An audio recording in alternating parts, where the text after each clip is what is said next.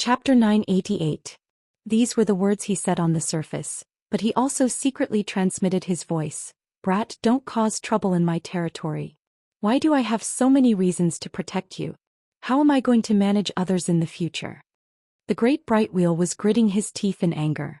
From this, it could be seen that he really treated Yu Qianzhou as one of his own because of Wei Chunqiu and Yun Ping. If it was someone else, he would have taken care of them long ago. As long as they broke the rules, which sect would dare to reason with him? These words caused Yu Qianzhou to blush with shame. He felt that he had let the other party down. He wanted to say something to defend himself, but the great bright wheel only let out a cold harumph. The 3 rays of light flew back to the Merchant Association. The surroundings were completely silent. The great bright wheel's words shocked everyone. The meaning of "for the immortal emperor's sake" undoubtedly proved the rumors in the hallucinatory immortal city. It confirmed that Yu Qianzhou had indeed received the immortal emperor's decree to carry out a mission. At this moment, all sorts of expressions appeared on everyone's faces. Most of them were envious. Actually, Yu Qianzhou was a little surprised that the great bright wheel brought out the immortal emperor. He didn't know that the great bright wheel was not only helping him cover up the fight in the hallucinatory immortal city, it was also helping him get rid of some troubles, such as the Heartless Palace. This was the brilliance of the great bright wheel. He could guarantee his own position and help his own people without leaving any traces. At this moment, everyone's eyes were on the 2 items that the great bright wheel threw on the table.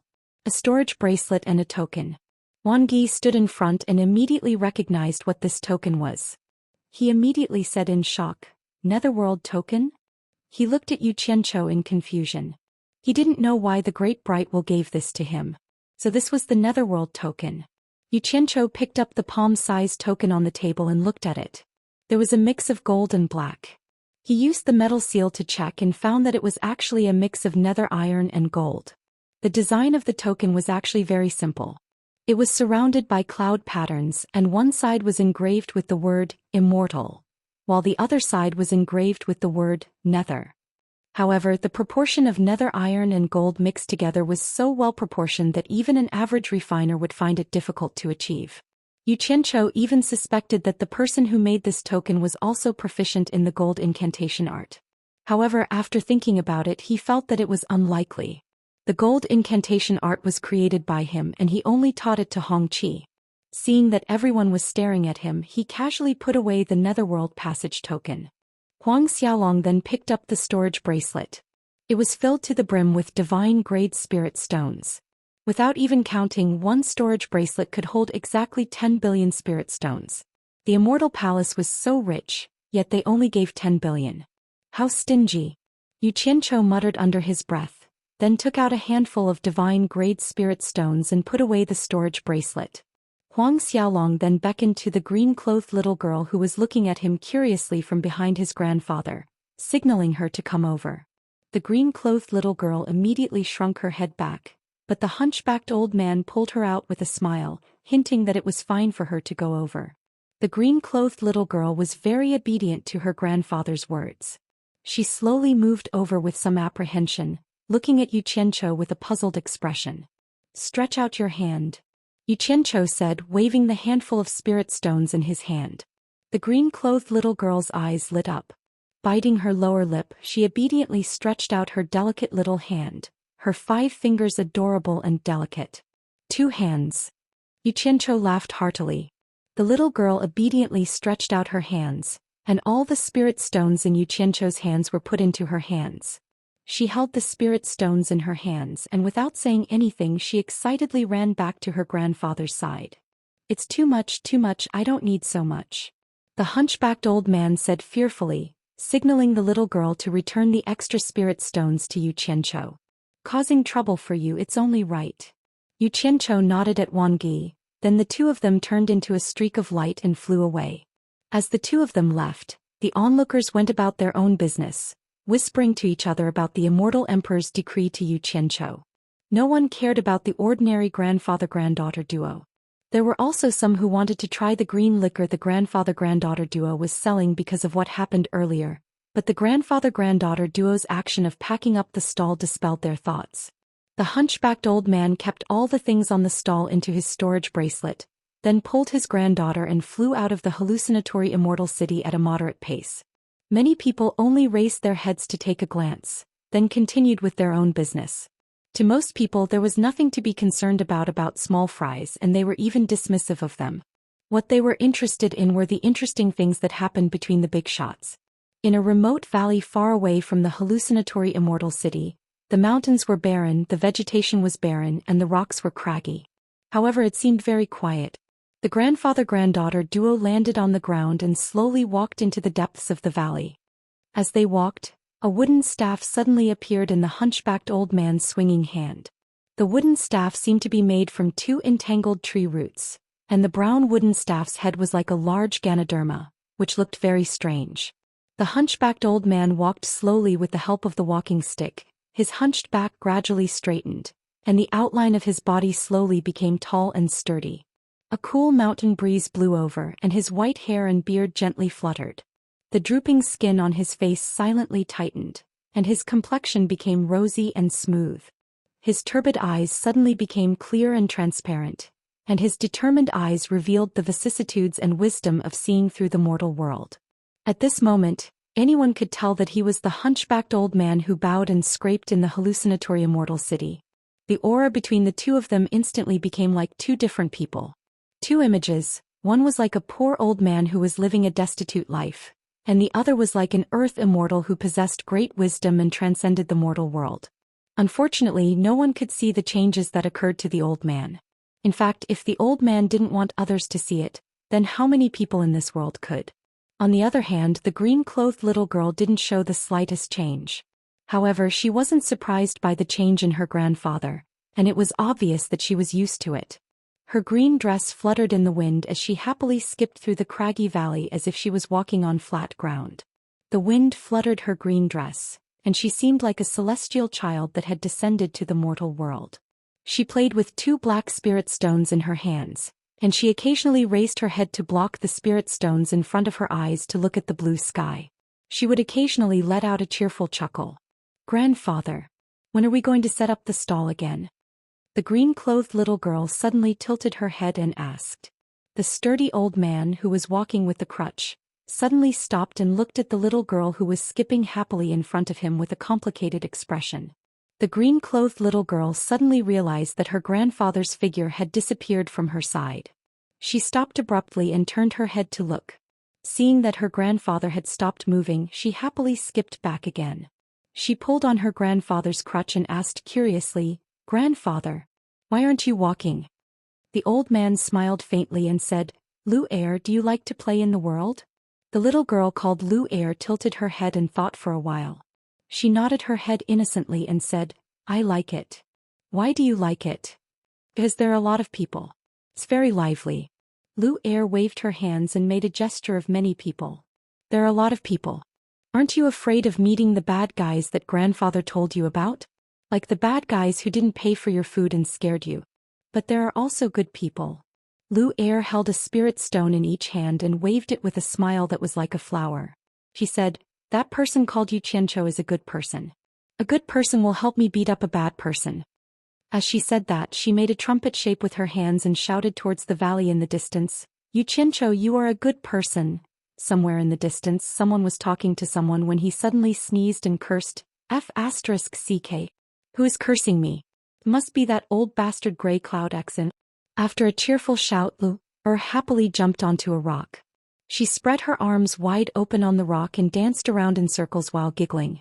She looked innocent and pure. The mountain wind blew her green skirt, and she was as light as a green butterfly that was about to flap its wings and fly. Then a miraculous thing happened. In this desolate valley, wherever her delicate hands pointed to, the withered wild grass suddenly exploded with new vitality and grew at a visible speed. The withered yellow disappeared, and the emerald green wild grass swayed at the point of her fingers. The broken rotten wood instantly experienced spring again. The tender green branches sprouted out and quickly grew thicker. New sprouts quickly bloomed on the branches. In a short while, the withered tree once again exploded with exuberant vitality. In the blink of an eye, it turned into a green tree, finger. The old branches of the withered wildflowers were growing healthily. It was clearly past the flowering season, but the flower buds were popping out one by one. They shyly bloomed all over the branches, and it was a beautiful sight. Finger. The green vine was like a snake that had awoken from hibernation. It quickly burrowed out from the ground, dragging the green leaves that kept emerging from its body as it climbed all over the hills and slopes. This scene was so miraculous and inconceivable. In the snap of Lu Er's fingers there was a huge change. With her as the center, the desolate valley was overflowing with spring in the blink of an eye. Green trees formed shade, fragrant grass covered the ground, and hundreds of flowers bloomed. The desolate valley became a green field, making people feel relaxed and happy. Unfortunately, there was only one spectator in this scene. However, this spectator seemed to be used to this scene and did not even look at it. He pointed the wooden staff in his hand at the ground in front of him and said, "Lu Er, stop messing around." The cheerful Lu Er stuck out her tongue and jumped down from the rock. She obediently stood at the place her grandfather pointed at. The old man frowned and said, "Lu Er, remember this. In the future, without my permission, you are not allowed to run out again. Especially you are not allowed to see that person called you Xianxia again." Lu Er blinked and asked doubtfully, "Why?" The old man said with a serious expression, "Because he is the worst person. He is also the person who can hurt you the most. You have to stay far away from him." Why? Lu Er pouted disapprovingly and said, "But I don't feel any malice from him." When the old man heard this, he immediately raised his wooden cane and tapped it on Lu Er's forehead. He warned solemnly, "Remember this. Anyone who can smell the fragrance on your body is a bad person. These people are not ordinary people. They will cause you great harm. You have to stay far away from them. Remember?" Chapter 989. Is there a fragrance on my body? Lu Er raised her arm and sniffed. She avoided the main point and said, "Why can't I smell it?" Dong. This time the old man unceremoniously knocked Lu Er's head with his cane, causing her to cover her head and cry. The old man said angrily, "Even if you're curious, there must be a bottom line. You were bribed by him with a few spirit stones. Grandpa has lived for so long and has seen too much. Don't you know what's good and what's bad? Do you think Grandpa will lie to you? Remember Grandpa's words, stay away from that person called you Xianxia. He's very dangerous. If you dare to disobey Grandpa, Grandpa will never let you come out to play." Lu Er said dejectedly.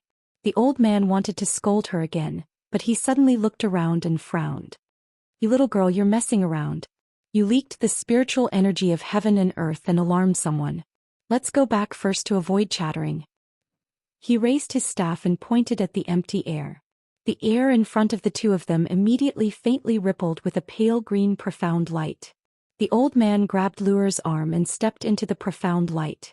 The two of them immediately disappeared without a trace.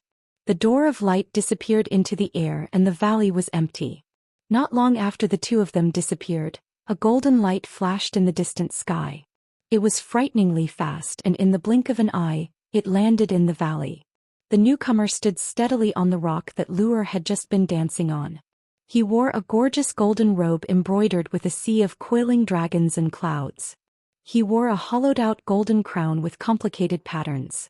Two thick eyebrows slanted to the left and right of his forehead. His nose was straight like an eagle's hook and his lips were thin like two blades.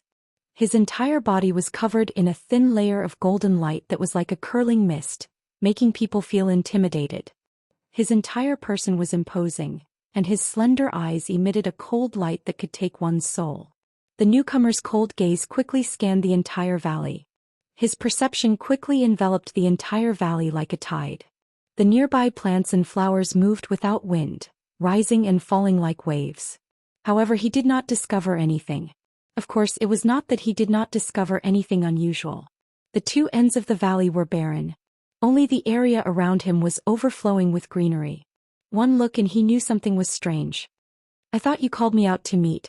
Strange. When has old man Mu ever done something so senseless? The person glanced at the surroundings again and muttered with a frown, "Why are you hiding? I have no ill intentions towards you. I just want to ask you about some things." Sigh. With a long sigh, the person turned into a streak of golden light and disappeared into the distant horizon in the blink of an eye. No one knew what had happened in this remote valley. Yu Qianqiu didn't know that he had been talked about here. He had just come out from the Wan Gu Tong branch, and Wang Yi had personally sent him to the entrance. The two of them looked up at the sky almost at the same time. The four Heartless Palace disciples who had been staring at Yu Qianzhou had disappeared. Wang Yi chuckled and said, "It seems that Ash Grey Cloud Trust has also retreated and withdrawn his people. I thought he really had the guts to go against the Immortal Palace." Yu Qianzhou immediately rolled his eyes and said, "What do you mean by that? What does my business with him have to do with the Immortal Palace? I, Yu Qianzhou, am an upright person. I will never use my power to oppress others." He looked in the direction of the Heartless Palace branch and said in a low voice, "I am preparing to make a trip to the Heartless Palace to see if the grudge between me and him can be resolved." Wang Yi smiled and nodded. He thought to himself, "You call this not using your power to oppress others? Why didn't I see you looking for him to resolve your grudge in the past?" Of course, he definitely wouldn't say this out loud. After sending Yu Qianzhou off with cupped fists, he couldn't help but frown and mumble to himself, "Why is this guy asking about the casting of the body in the 72 worlds? After thinking for a while, he still couldn't figure it out, so he shook his head and walked in quickly. He still had to pass on the news to the Wan Gutong Palace. Outside the Heartless Palace branch, the people going in and out stopped at the entrance and whispered to each other. They watched as Yu Qianzhou slowly walked in with his hands clasped behind his back. They couldn't figure out what he was doing here. Those who had come to buy things and were about to leave didn't leave either. They all stayed to watch the show. A disciple of the Heartless Palace had already discovered him and quickly ran back inside to report it. Therefore, before Yu Qianzhou could step into the Heartless Palace branch, he was blocked at the entrance by Songyun Xian and his people. Songyun Xian's face darkened. He gritted his teeth and said, "What are you doing here?" He was worried now. He was worried that this fearless guy would purposely come here to cause trouble because he had received the Celestial Emperor's decree. However, he couldn't touch this guy now. "Honored Songyun, long time no see." Yu Qianzhou smiled and cupped his fists. "I am here to apologize to you. I hope you won't pursue what happened in the past." Everyone looked at each other. No matter how they listened, it was a little boring. Songyun Xian's face darkened. He snorted and said, "Don't give me that. If you have something to say, say it. If you have anything to say, say it." He didn't believe that this guy was here to apologize. Moreover, the grudge between them wasn't something that could be resolved with just an apology. Yu Qianzhou looked at the people behind him. He turned back and said with a smile, "Look at this public place. It's inconvenient to say some things here. Let's talk inside." Then he walked inside. Songyun Xian had never seen such a shameless person. He immediately stopped him. "If you want to say it, then say it here. If not, then scram. I don't welcome you here." "Songyun Xian, don't be too ruthless." Yu Qianzhou slowly took a few steps back. He said in a low voice, "Yes, I killed your grandson. But even if you kill me, your grandson can't come back to life. As the saying goes, it's better to squash enmity than keep it alive. Moreover, I helped you a lot. It's enough to cancel out the grudge. Why do you insist on biting me? You've done me a huge favor?" Songyun Xian was startled. He then sneered. "Are you kidding me? Stop talking nonsense. Frem. I don't welcome you here. Hee hee. What an ungrateful fella." Yu Qianzhou placed his hands on his waist. "You dare to say that if it wasn't for me, you could have broken through to the middle stage of Immortal Emperor? You dare to say that if it wasn't for me, you could have mastered the 3 swords into 1 sword stance? I only hate that I didn't kill you back then." Songyun Xian gritted his teeth. "So you're saying that the grudge between us can't be resolved?" Yu Qianzhou said in a low voice. Songyun Xian shouted. "That's right. Forget it. It's fine if it can't be resolved." Yu Qianzhou's expression instantly brightened up. He generously waved his hand and gently said, "Today, I came to discuss cooperation with you." He was like a completely different person from a moment ago. "Not interested." Songyun Xian couldn't be bothered to talk nonsense with this fella. He turned and walked into the hall. He said, "Disciples of Heartless Palace, listen up. Don't let him in. If he dares to force his way in, inform the Merchant Association to uphold justice." He had no choice. He couldn't attack this fella in the current situation. Everyone's eyes were on Yu Qianzhou. They didn't know if this fella would really force his way in. "Zai, why do you have to do this?" Yu Qianzhou shook his head and sighed. To everyone's surprise, he turned around and flew away in a streak of light. Yu Qianchou landed in front of the Chamber of Commerce Alliance's gate. He walked to the gate and took out the World Commerce Chamber's token. He waved it at the two guards at the gate and said, "World Commerce Chamber's Sect Master Yu Qianchou requests an audience with the Great Bright Wheel Executor." Wait a minute. The guard threw down this sentence and went in to report. Not long later he came out and waved his hand. "Controller wants you to find him in the backyard." Yu Qianchou walked into the Merchant Association and looked around. He passed through the main hall and came to the backyard. He saw the Great Bright Wheel sitting cross-legged on a stone platform under an old tree. Yu Qianchou went over and bowed. "Greetings, Controller." The Great Bright Wheel slowly opened its eyes and looked at him. It frowned. "Why do you want to see me? I'm warning you, don't think you can swindle the Immortal Palace just because you received the Immortal Emperor's decree. You'll die a horrible death sooner or later." He guessed that this fella didn't come here for anything good. Maybe it was to ask for something. "What are you saying? Am I the kind of person who wants a yard after taking an inch?" Yu Qianchou smiled. De Mingluan snorted non-committally and said indifferently, "If you have something to say it quickly. It's like this." Yu Qianchou rubbed his hands and laughed. "Look, I'm going out to collect some local customs in order to compose a song that will be passed down through the ages for the Immortal Emperor's wedding. Can you ask the Immortal Palace to send a message to the Heartless Palace to send the Great Elder, Song Yun Exen, to protect me and accompany me to collect local customs?" De Mingluan was stunned. He had long been thinking about Yu Qianchou's intentions for coming. He had thought about everything, but no matter how hard he thought, he couldn't think of why Yu Qianchou would make such a request. After a while the Great Bright Wheel sneered. "You must be out of your mind. Everyone knows you have a grudge against Song Yun Exan.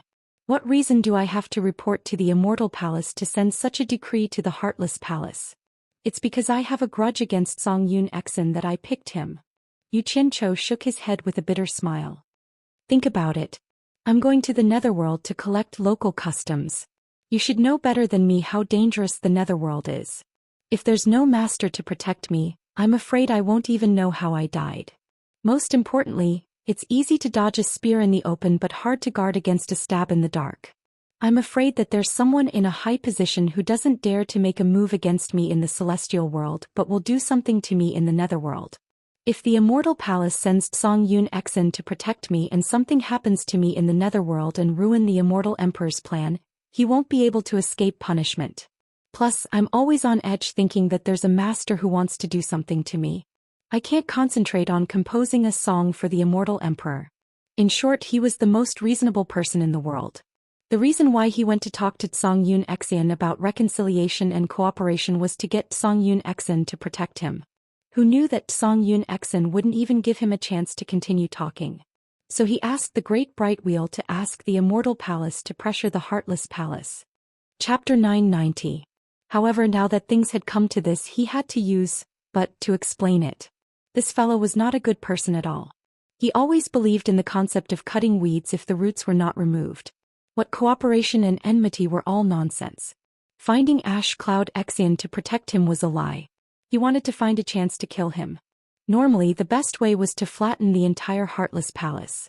However, it was impossible for him to flatten a colossus like the Heartless Palace with his current abilities. However, taking advantage of his current status as an Imperial envoy, it was still possible to think of a way to kill Grey Cloud Exian first.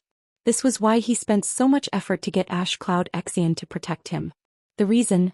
First of all, the chances of encountering danger in the Netherworld were very high, so they really needed the help of an expert. With Grey Cloud Exian's current cultivation and the Heartless Palace's 3-in-1 sword-drawing stance, he was really a suitable candidate.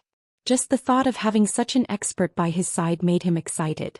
Secondly, as he said, Ash Cloud Exen might not dare to do anything to him in the open, but it was completely possible for him to do something in the dark, especially in the Netherworld where even immortal emperors could not interfere. Now the only way was to tie Songyun Exian's safety together. Then Songyun Exen wouldn't dare to make a move against him. Lastly, this was what he wanted to do the most. As long as he brought Ash Cloud Exian with him, he would have a chance to get rid of this hidden danger.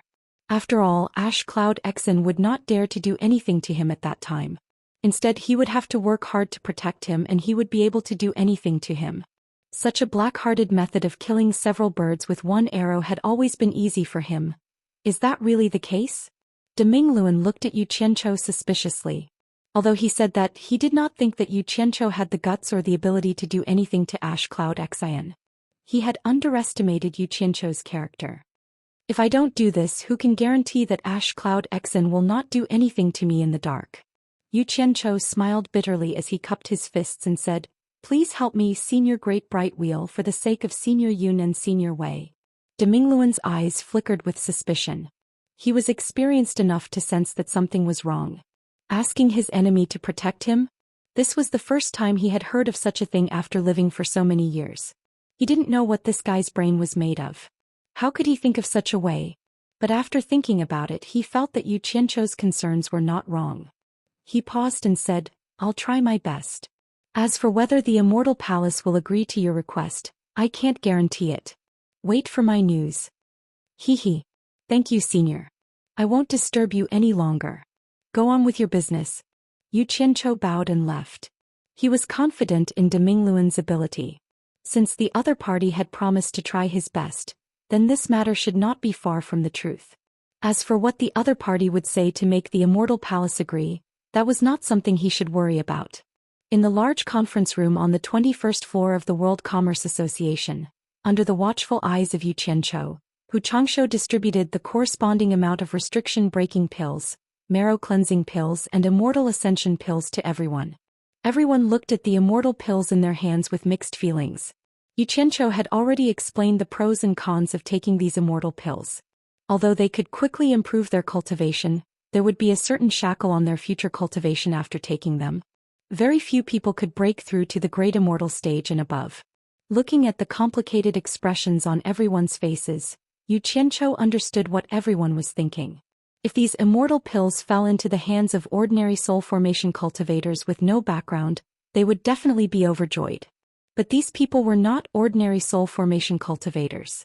Each of them had extraordinary wisdom. Although they were temporarily hiding here, who didn't want their cultivation to reach the peak of cultivation one day? I've already explained everything clearly to everyone.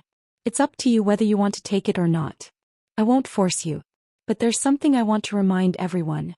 Yu Qianzhou looked around at everyone and said in a low voice, "If anyone is willing to take it and use it to improve their cultivation, when you go to the Immortal Ascension passage guarded by the Immortal Palace to forge your immortal body, you must go in batches. When the first batch returns, the second batch will go again to avoid unnecessary trouble." At this point he didn't say anything else and walked out alone. As for why he didn't use the heavenly lightning to forge everyone's immortal body, he had his own considerations. The hundreds of people here were all in the open. If they used immortal pills to forcefully increase their cultivation, no one could say anything. But if they suddenly all reached the immortal realm without going through the Immortal Ascension passage guarded by the Immortal Palace, not to mention the suspicion of others, the Immortal Palace would first set their eyes on the World Commerce Association. Some things had to be sacrificed before they could gain. It was impossible for everything to be smooth sailing forever. Yu Qianzhou could only sigh slightly. He still had to hide what he had to hide from everyone for the time being. Who knew that once he left the conference room he would receive a jade talisman from Wei Chuanqiu, asking him to quickly go to the rooftop. Yu Qianzhou arrived at the rooftop with a face full of suspicion. Just as he was wondering what Wei Chuanqiu was doing, he saw that Demingluan was also there. He immediately walked over cheerfully and cupped his hands. "Greetings, master." Wei Chuanqiu stared at him with an annoyed expression and asked, "What the hell are you doing? You actually need Grey Cloud Messenger to protect you? Did you take the wrong medicine?" Clearly, Demingluan had already told them about this. "As you wish." Demingluan snorted. "The Immortal Palace has already sent a decree to Heartless Palace's sect master Wang Qing." Yu Qianzhou's eyes instantly lit up. He asked, "Heartless Palace agreed? You don't have to worry about this." Demingluan's gaze suddenly stared in the direction of the Heartless Palace's branch. He said indifferently, "There is no room for negotiation with the decree from the Immortal Palace. He has to agree whether he wants to or not." That's good. Yu Qianzhou rubbed his hands happily. He was worried that this matter would be troublesome. He didn't expect Demingluan to help him settle it so quickly. He was indeed capable. who knew that Dominglun would look at him coldly and pour cold water on him. Don't be too happy too early. The reason why the Immortal Palace can send this decree is because of the Immortal Emperor. The higher-ups want me to tell you that if the Immortal Emperor isn't satisfied with the result, he will hand you over to the Heartless Palace and let them do whatever they want to you. Yu Qianzhou couldn't smile anymore. It was as if something was strangling his neck. He then said awkwardly, "It should be fine. As long as Songyun Xen cooperates with me, I won't disappoint the Immortal Emperor. Please help me pass this message to the Immortal Palace." He was indeed scared just now. After all, no one could guarantee that the Immortal Emperor would be satisfied with what they came up with. But on second thought, if he really messed things up, he really didn't believe that the Immortal Palace had the ability to capture him. He still had some confidence in his ability to escape. Dominglun nodded slightly. His gaze paused on Wei Chuanqiu and Yun Peng's faces. Then he slowly took out a golden token and handed it to Yu Qianzhou. "You said you want to go to the Netherworld, but the Netherworld is not like the Celestial Realm. It is already out of the Immortal Palace's control. It is the Emperor of the Underworld's territory. Plus, the Emperor of the Underworld and the Immortal Emperor have always had small conflicts. No one can guarantee their safety if they go there. Most importantly, even though the Emperor of the Underworld is revered in the Netherworld, because the territory is too vast, the majority of the places have always been in a chaotic situation where warlords are divided. This is the token of authority of the World Commerce Chamber of Commerce. Maybe it can help you at a critical moment." Wei Chuanqiu and Yun Peng looked at each other without saying anything. They both glanced at Yun Peng with complicated expressions. Yu Qianzhou, who received the token, was also slightly startled. On one side of the golden token, the World Commerce Chamber of Commerce's logo was engraved. On the other side, there was a moonlit night scene of clouds passing by and a bright moon shining in the sky. This token was the symbol of him, Dominglun, representing the Immortal Palace to be in charge of the World Commerce Chamber of Commerce. Regardless of whether this token was useful in the Netherworld or not, Yu Qianzhou would remember the Dominglun's friendship. However, this was a different matter. He still had to ask clearly what he needed to ask. It would be troublesome if he did something stupid in the Netherworld. Yu Qianzhou paused and asked, "Didn't you say that the Immortal Emperor and the Emperor of the Underworld always had small conflicts? Your authority token is also useful in the Netherworld?" Wei Chuanqiu and Yun Peng were more or less confused about this. The Dominglun faintly smiled. Although the Netherworld is chaotic, there is always an Onyx army everywhere in the Netherworld to suppress those restless fellows. This Onyx army is under the command of Madame Heiqi. Madame Heiqi is also the only subordinate of the Emperor of the Underworld who has the most frequent business dealings with the Immortal World.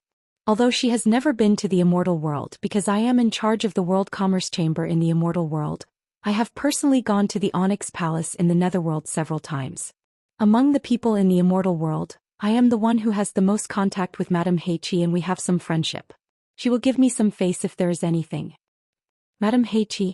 Wei Chuanqiu asked curiously. "I have never heard of this person before. I cultivated. Is she the woman who is rumored to have hooked up with the Emperor of the Underworld? She is quite a fast climber." Yu Qianzhou was also curious.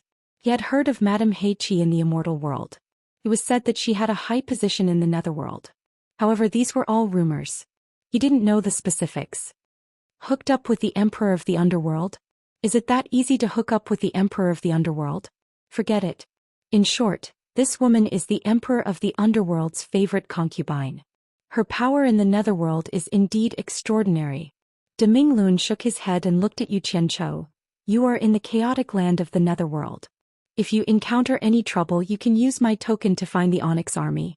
I believe Madame Heiqi will ask the Onyx army to take care of you.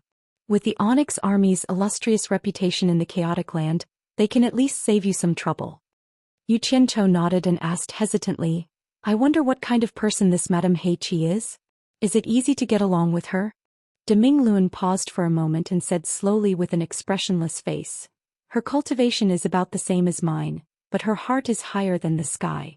She may be ambitious, but her ability is average. She is just relying on the prestige of the Emperor of the Underworld. Unfortunately, she doesn't know her place. In short, she is just a vicious woman. You won't have any conflict of interest with her. As long as you don't offend her, she won't do anything to you." Chapter 991. Got it. Yu Qianzhou put away the token. He was a little excited. What did it mean to be on his side? This was what it meant to be on his side. Yun Peng, who had been silent all this while, suddenly asked, Yu Qianzhou brought your token to the netherworld to show off. Will you be in trouble if news of this gets back? Demingluan smiled. What trouble can I get into? I just accepted the Immortal Emperor's decree to help Yu Qianzhou as much as I can. If someone asks, I'll just say this. Hearing this, the three heaved a sigh of relief. Some people were happy while others were worried. In the back room of the Passionless Palace's branch, there was a series of crashing noises. The disciples who ran in to see what was going on were chased out by a shout of scram. The tables and chairs inside were all smashed to pieces, and Songyun Exen was panting heavily as he stood on the broken wood with a red face and neck. High Priest, please calm down. An old man on the side sighed. This person was called Mei He. He was also one of the priests of Passionless Palace. His position in Passionless Palace was second only to Grey Cloud Exen. He came because Passionless Palace had received the decree from the Immortal Palace. It asked Grey Cloud Exen to protect Yu Qianzhou. After Passionless Palace's sect master Wang Qing received the decree, he was silent for a long time. No one would be able to accept that they had to protect their enemy after their grandson was killed. Therefore Wang Qing didn't send a message to Grey Cloud Exen. Instead he asked Mei He to come personally. He was afraid that Grey Cloud Exen couldn't understand and asked Mei He to do the thinking. Before Mei He came, Wang Qing had told him that if Grey Cloud Exen couldn't accept it, he could contact him. As expected, Grey Cloud Exen was furious. He really couldn't understand it. He almost destroyed the Passionless Palace's branch. Finally, under Mei He's repeated persuasion, Grey Cloud Exen contacted Wang Qing angrily. Wang Qing didn't try to persuade him. He only told him that it was true. He did receive the decree from the Immortal Palace. He told him to think of the big picture. Then Wang Qing cut off the connection which led to the current scene. Just for a song, just for a song. The Immortal Palace has gone too far. Sect leader, why are you forcing me like this? Why are you forcing me like this?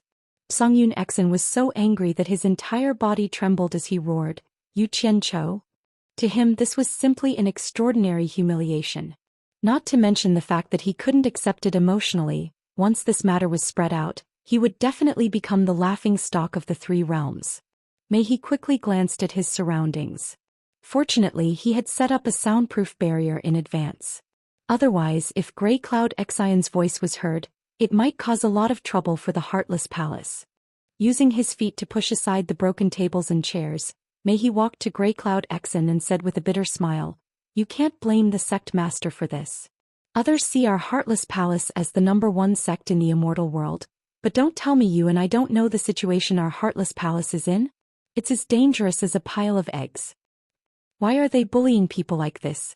Why are you bullying me like this? What do you take us for? Were they worse than pigs and dogs? This is a great humiliation. Grey Cloud Exen clenched his fists and choked with sorrow.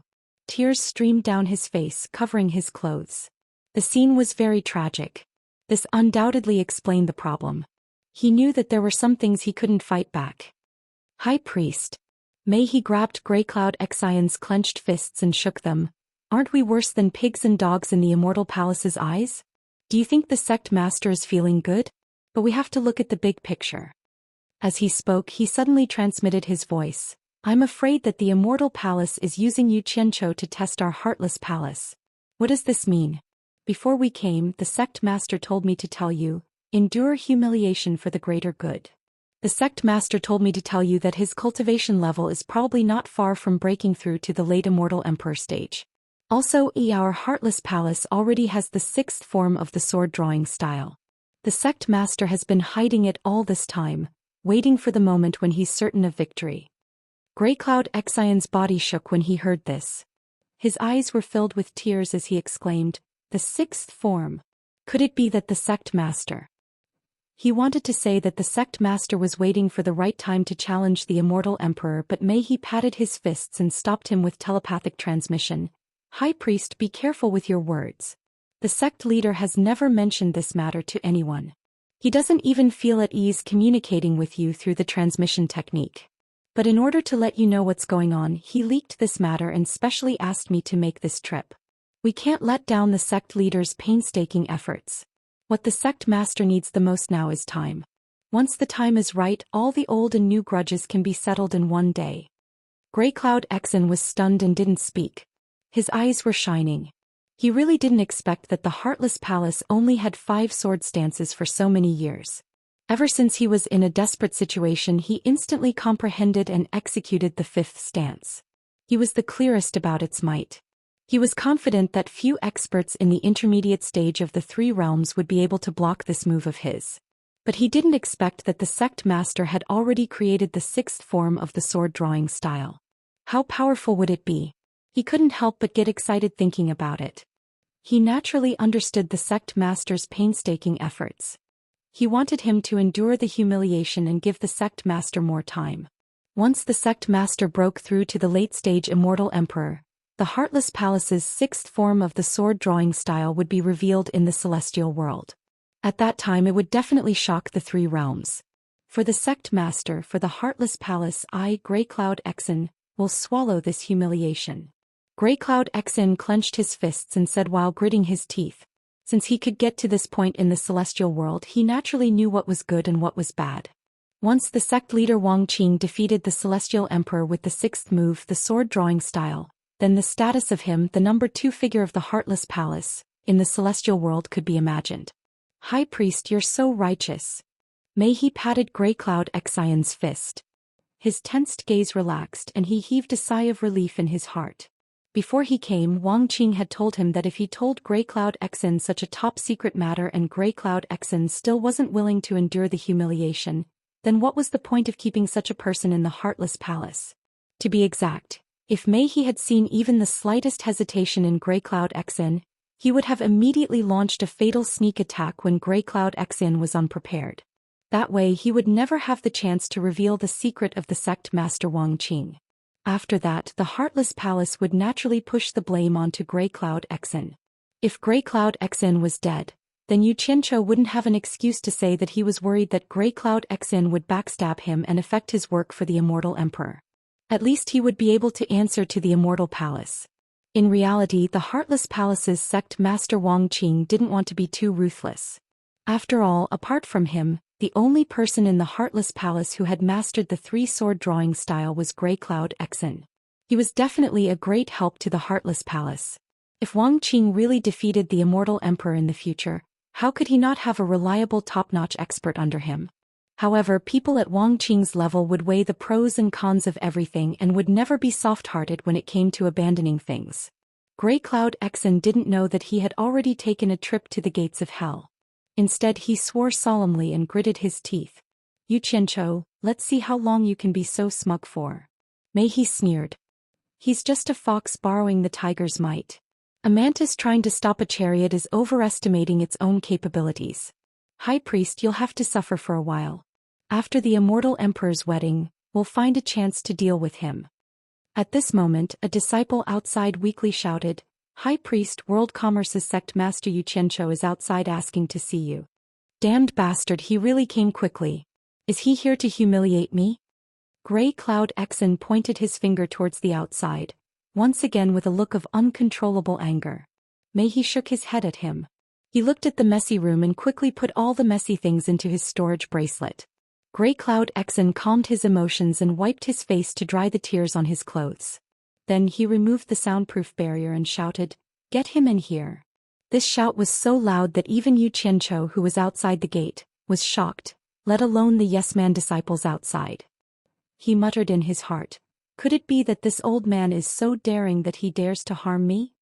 He wondered if Heartless Palace had conveyed the Immortal Palace's decree to this old man. However, he felt that he was worrying too much. Since this old man wanted him to get in here, then he must have received a notice. Yu Qianzhou chuckled. He didn't wait for the disciple who went to report to come out to summon him, and he walked in casually. With Grey Cloud Exion's shout, the other disciples of Heartless Palace didn't stop him.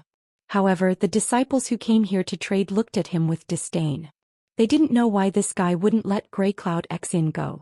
They guessed that this guy was using his master's power. With the Immortal Emperor's decree, he was purposely humiliating Grey Cloud Exon. Was this revenge for the humiliation he suffered in the Paradise Wonderland? When Yu Qianzhou entered the inner room of the rear hall, he discovered that the room was empty. He couldn't help but feel that it was strange. However, when he saw traces of tables and chairs on the floor, he quickly swept his gaze around the room. When he saw traces of things being smashed on the floor and walls, he immediately understood everything. Someone was probably furious and was smashing things to vent his anger. Finally, his gaze landed on an old man who was standing side by side with Grey Cloud Exen. Someone who could stand side by side with Grey Cloud Exen naturally had a high status in Heartless Palace. Yu Qianzhou was slightly startled. Then he smiled and cupped his hands at Grey Cloud Exen. Elder Grey Cloud Exen, may I know who this person is? Without Grey Cloud Exen's introduction, Mei He snorted coldly and said, "This old man is Heartless Palace's consecrator, Mei He. You are that infamous scoundrel sect master Yu Qianzhou in the Immortal world?" The Immortal Palace's decree only asked Grey Cloud Exen to protect Yu Qianzhou. It didn't say that he couldn't be humiliated. These words were no less than a slap to the face. Yu Qianzhou was unhappy when he heard it. He could be afraid of anyone but the Heartless Palace. If he retreated now, Grey Cloud Faith's face would be ugly in the future. Damn. This can't be allowed to continue. His face darkened. I don't care if you don't have a river or a ditch. You're already so old. Watch your mouth. Don't ask for trouble. Chapter 992. How dare you? Mei He shouted angrily. One of his sleeves bulged as if it was filled with air, and his killing intent instantly boiled. Songyun Exen pressed his hand and said gloomily, "Don't bother with him. It's too easy for him to kill him like this." Mei He was slightly stunned. He was here to persuade Songyun Exen to swallow the humiliation. Why was it Songyun Exen who was persuading him now? Little did he know that some things did not happen to him. Putting oneself in someone else's shoes and experiencing it personally were two completely different things. With his identity and status, how many people dared to bully him? Yu Qianzhou's mouth was born to provoke people like them. Ordinary people could not bear it, let alone a person who was usually high and mighty. Kill me. Yu Qianzhou's face wrinkled and he sneered, "I'm standing right here. Try and touch me if you have the guts." "I don't think you have the guts." His eyes fell on Songyun Exen's gloomy old face and he said word by word, "I'm not in the mood to talk nonsense with you now. I'll give you 1 day to prepare. Leave with me tomorrow. Goodbye." He turned and left. "You're courting death." Songyun Exen shouted. He was indeed irritated. Mei He was shocked and quickly pulled him back. Yu Qianzhou looked back at the two of them and sneered. He left without saying a word. It could be said that he came in high spirits but returned in disappointment. He felt that he was not surprised at all. This was the effect he wanted. He wanted to test the other party's bottom line. In the end, only the two old brothers were left in the room. After a long time, Songyun Exen turned to Mei He and said, "Now you know that this bastard should be killed." Mei He felt a little dumbfounded and could only sigh slightly. "Let's focus on the overall situation." Then he frowned slightly and said, "Why do I feel that this matter is a little strange? Could this kid be plotting something?" "Him? How dare he?" Songyun Exen looked disdainful. Mei He shook his head and said in a low voice, "How many people with his cultivation have you seen dare to treat us like this? How can he be so calm in front of us? How can an ordinary rogue have this kind of calmness? He probably had ulterior motives for doing so. High Reverend, it's best to be careful. He's just relying on the support of the Immortal Palace." Songyun Exen coldly snorted. Although that was what he said, it could be seen from his slightly contracted pupils that he was already on guard. Not long after the two of them calmed down, a disciple who was in charge of gathering information suddenly came to report that rumors were spreading in the illusory Immortal City, saying that the Immortal Palace had ordered the Grey Cloud Letters to protect Yu Qianzhou. Upon hearing this news, Songyun Exen, who had finally calmed down, was stunned. Although he knew that this matter would spread sooner or later and he would lose face sooner or later, it just had to come at this time. Without thinking, he immediately associated it with Yu Qianzhou. He was so angry that he almost vomited blood. He roared, "How dare you? Sooner or later I'll tear you to pieces." With a flushed face he swung his palm. Boom! A wall collapsed and dust filled the air. The two brothers stood there motionlessly. The entire illusory Immortal City was indeed in an uproar because of this news. Everyone felt that this was impossible. How was it possible for Zhou Xian to protect the enemy who killed his grandson Yu Qianzhou? Therefore, everyone continuously verified the authenticity of the news. In the end, the more they couldn't find the truth, the more exaggerated the rumors became. The next day, Yu Qianzhou, who had settled the matters of the World Commerce Association, once again descended in high spirits outside the Passionless Palace branch. He amiably nodded at the disciples who were originally entering and exiting the branch but were now stunned at the entrance. He smiled at the hostile Passionless Palace disciples and said, "Tell Zhou Xian that he can leave." As he watched the Passionless Palace disciples leave in a hurry, Yu Qianzhou calmly stood with his arms crossed and looked into the hall with a smile. He wanted to see if Zhou Xian could restrain himself by spreading the rumors all over the place and provoking Zhou Xian over and over again. If he didn't figure out the other party's bottom line, he would feel guilty. If the other party suddenly launched a sneak attack while the two of them were interacting, then he would be out of luck. It would be good to give the other party a heads up and strengthen the other party's immunity to provocation. Indeed, some time passed. The two gloomy brothers finally adjusted their mentality and slowly walked out. Under everyone's unblinking gaze, Zhou Xian stared at Yu Qianzhou and asked in a low voice, "Where are we going?" He more or less resigned to his fate.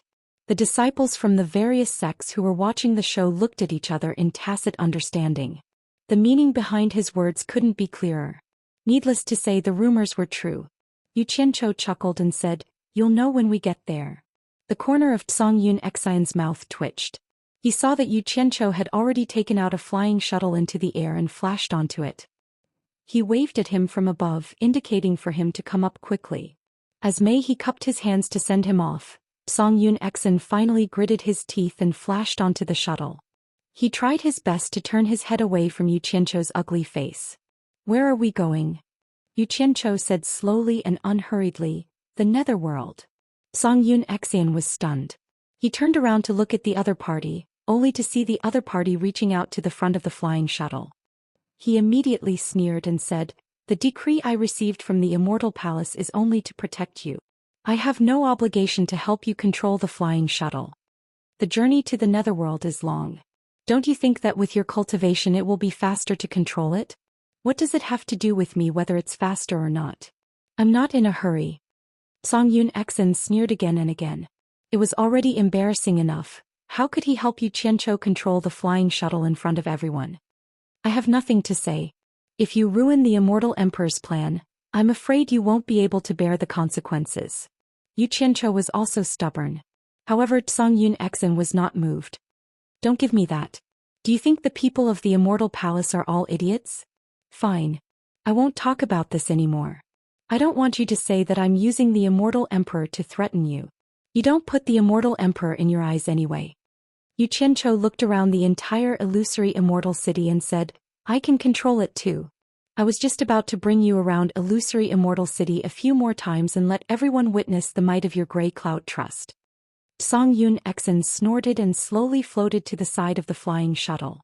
He sneered and said, "The flying shuttle is yours. Go around as many times as you want. Sorry, I won't be accompanying you." The conversation between the two of them was clearly heard by the people below, and some of them even couldn't help but laugh. "Good. Very good. You win. Ouch." At this time Yu Qianzhou suddenly exclaimed. He clutched his chest and staggered a few steps on the flying shuttle as if his heart was in pain. Under Zhou Xian's cold gaze, the flying shuttle carrying Yu Qianzhou slowly landed in front of the Passionless Palace's branch gate. While everyone was looking at each other, Yu Qianzhou staggered to the back of the flying shuttle and sat down. He weakly waved his hand at the crowd and said intermittently, May I know who is willing to do a good deed and help? Help me tell the Chamber of Commerce Alliance that I've been angered to the point where I'm depressed and my mental state isn't good. I'm afraid I'll need to rest for a year and a half, and I'm afraid I'll miss the Immortal Emperor's important matter. I hope the Immortal Palace can find someone better to take on the heavy responsibility." After saying that, he lay on the flying shuttle and panted as if he could stop breathing at any time. Everyone was speechless. No matter what, he was the sect master of the World Commerce Alliance. This guy was really bold to play so openly and use the Immortal Emperor's matter to threaten others. But then again, if this matter really got out of hand, even if the Immortal Palace took care of Yu Qianzhou, How could he, Songyun Xin, who played along with Yu Qianqiu, have a good ending? This was clearly a case of the barefooted not afraid of those who wore shoes. He was acting shamelessly. Songyun Xin, who was in the air, and Mei He, who was at the gate, had dark expressions on their faces. The surroundings were completely silent. Everyone's gazes looked at Songyun Xin from time to time, then looked at Yu Qianqiu, who was about to fall asleep in the flying shuttle. High Priest. Mei He's voice came to Songyun Xion's ears with a long sigh. Songyun Xion's expression changed. Right now he wanted to skin Yu Qianqiu alive, but, in the end he still gave in. In his eyes, Yu Qianqiu was just a little trash, and it was not worth it for him to be unlucky together with him. The figure in the air suddenly disappeared, and Songyun Xin stood at the front of the flying shuttle on the ground. A gust of air rushed in all directions, and the flying shuttle suddenly stabbed into the sky. The passionless palace branch's gate was filled with boos and hisses. Yu Qianqiu, who was lying in the flying shuttle with his eyes half closed, finally opened his eyes. Looking at the white clouds floating in the blue sky, the resentment he felt from being humiliated in front of everyone in the Paradise Immortal realm was finally vented a little, and his entire body felt much better. Looking at Songyun Xian in front of him, who didn't even turn his head back, the scenes that had happened in Wu Xiong's mansion once again appeared in his mind. In fact, it didn't take more than a day for the things that had happened in the hallucination Immortal City to spread to Wu Xiong's External Affairs Grand Commander's mansion in the Paradise Immortal realm. In the beautiful back garden, in a pavilion with rolled-up beaded curtains, the golden-robed External Affairs Grand Commander's wife, Mu Tinjiao, was sitting in the pavilion with a frown on her face. Her father, Mu Bing, was constantly ridiculing Yu Qianqiu's shameless actions in the hallucination Immortal City. Mu Bing, relying on his identity as the External Affairs Grand Commander of Wu Xiong's Immortal Palace, could be said to frequently travel between the Four Links Chamber of Commerce and the Paradise Immortal realm. He spent most of his time in the Paradise Immortal realm, and most of the Four Links Chamber of Commerce's matters were handed over to his disciple, Nan Tianlong. Regarding this, he had nothing to worry about. With his current identity, even if he wasn't there to oversee the Four Links Chamber of Commerce, no one would dare to cause any trouble. There was no lack of people in the world who had been oppressed for a long time, but once they made a comeback they instantly forgot everything. They enjoyed the feeling of getting whatever they wanted, and they even wantonly played with power. The world called these people petty people intoxicated by success. Mu Tinjiao held her forehead with one hand and placed her elbow on the stone table with a plate of fruits and ambrosia. I just don't understand why the Celestial Emperor would let that shameless person compose a song. It's simply the biggest joke in the world. Father. Mu Tinjiao, who was deep in thought, suddenly raised her head and stopped Mu Bing from continuing. Her eyes were faintly filled with grief and indignation as she said, "Father, how dare you talk about the Celestial Emperor behind his back? Aren't you afraid of incurring his wrath and implicating me and Wu Xiong?" Mu Bing's expression changed and he quickly looked around. Seeing that there was no one around, he heaved a sigh of relief, but his heart was still pounding. He also knew that he had gotten a little carried away just now and spoke without thinking. However, the atmosphere in the pavilion became a little awkward. Mu Bing was now more or less a taboo towards this daughter of his. After all of his glory came from this daughter. In the end, it was Mu Tinjiao's expression that eased first. No matter how bad the other party was, he was still her father. She faintly sighed and said, "Father, please don't talk nonsense in the future. Just treat it as thinking about your daughter's happiness and leave some leeway in your mouth." Of course. It was just a slip of the tongue, that's all." Seeing that his daughter was no longer angry, Mu Bing quickly took the opportunity to explain, "I'm not talking about the Celestial Emperor. In fact, what I want to say is that the real culprit is that woman with the surname Lu. She must have said something to Immortal Empress Ji Wu. Otherwise, why would the Celestial Emperor let that Yu Qianqiu compose a song? Look at that Yu Qianqiu, he's a typical despicable person. Once he succeeds, he considers everyone beneath him and acts recklessly in the illusionary Immortal City." Mu Tinjiao slowly stood up, looked at Mu Bing and earnestly said, "Father, listen to me. After all, that Yu Qianqiu once did our Mu clan a favor. Back in the Divine Ruin Realm, if it wasn't for his help, I would have already died there. Even if we don't put that aside, he doesn't have any deep hatred towards us, so why do you hate him so much?" "Just why? It's just that I can't stand his despicable behavior." Mu Bing weakly replied.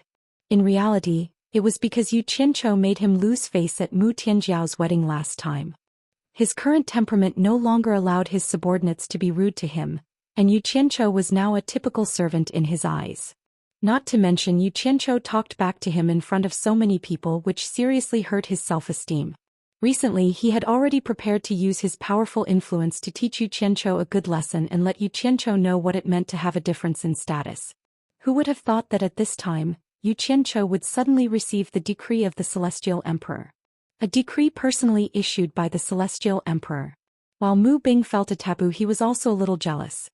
As Wu Xiong's father-in-law, he had never received a decree from the Celestial Emperor, but a lowly servant actually received such an honor. Old resentment and current jealousy made his heart feel very uncomfortable. Whether he is a true gentleman or a despicable person, it has nothing to do with us. Mu Tianjiao suddenly paused as if she noticed something. Her bright eyes stared at Mu Bing's face and she bit her lips. Father, do you want to do something to him? What does father-in-law want to do to who? A hearty laughter suddenly came from outside.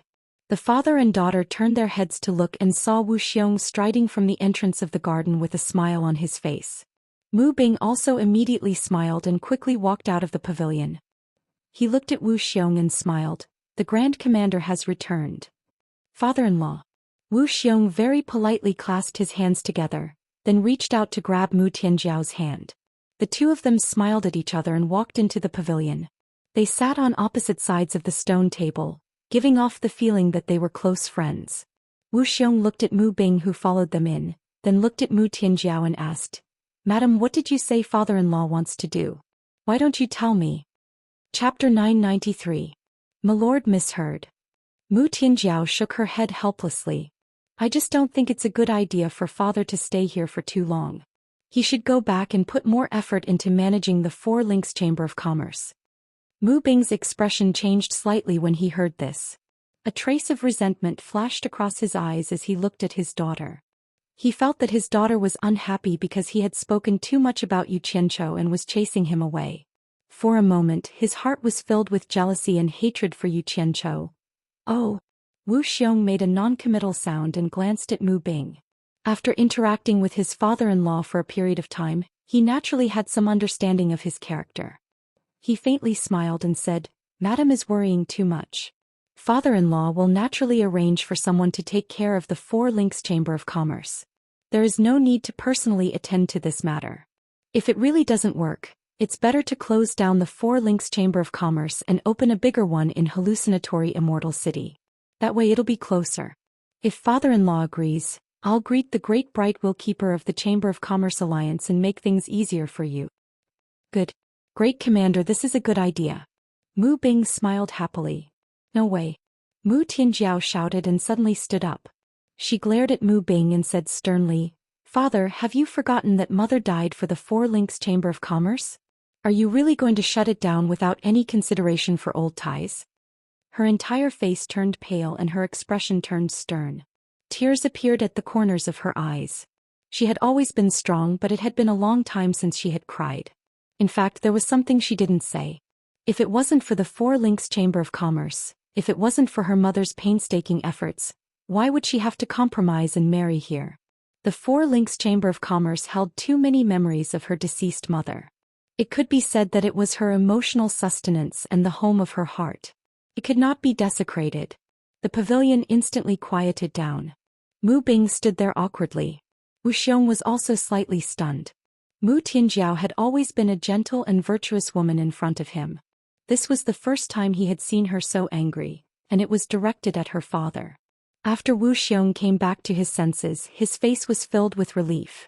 From this, it could be seen that his woman was a woman who valued friendship. He had not misjudged her. He stood up and walked to Mu Tianjiao's side.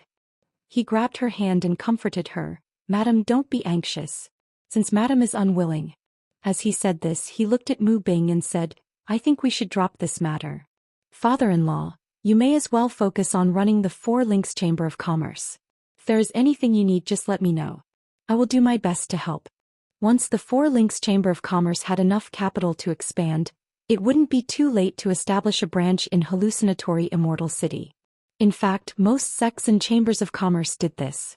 Sometimes moving too fast might not be a good thing. What does father-in-law think?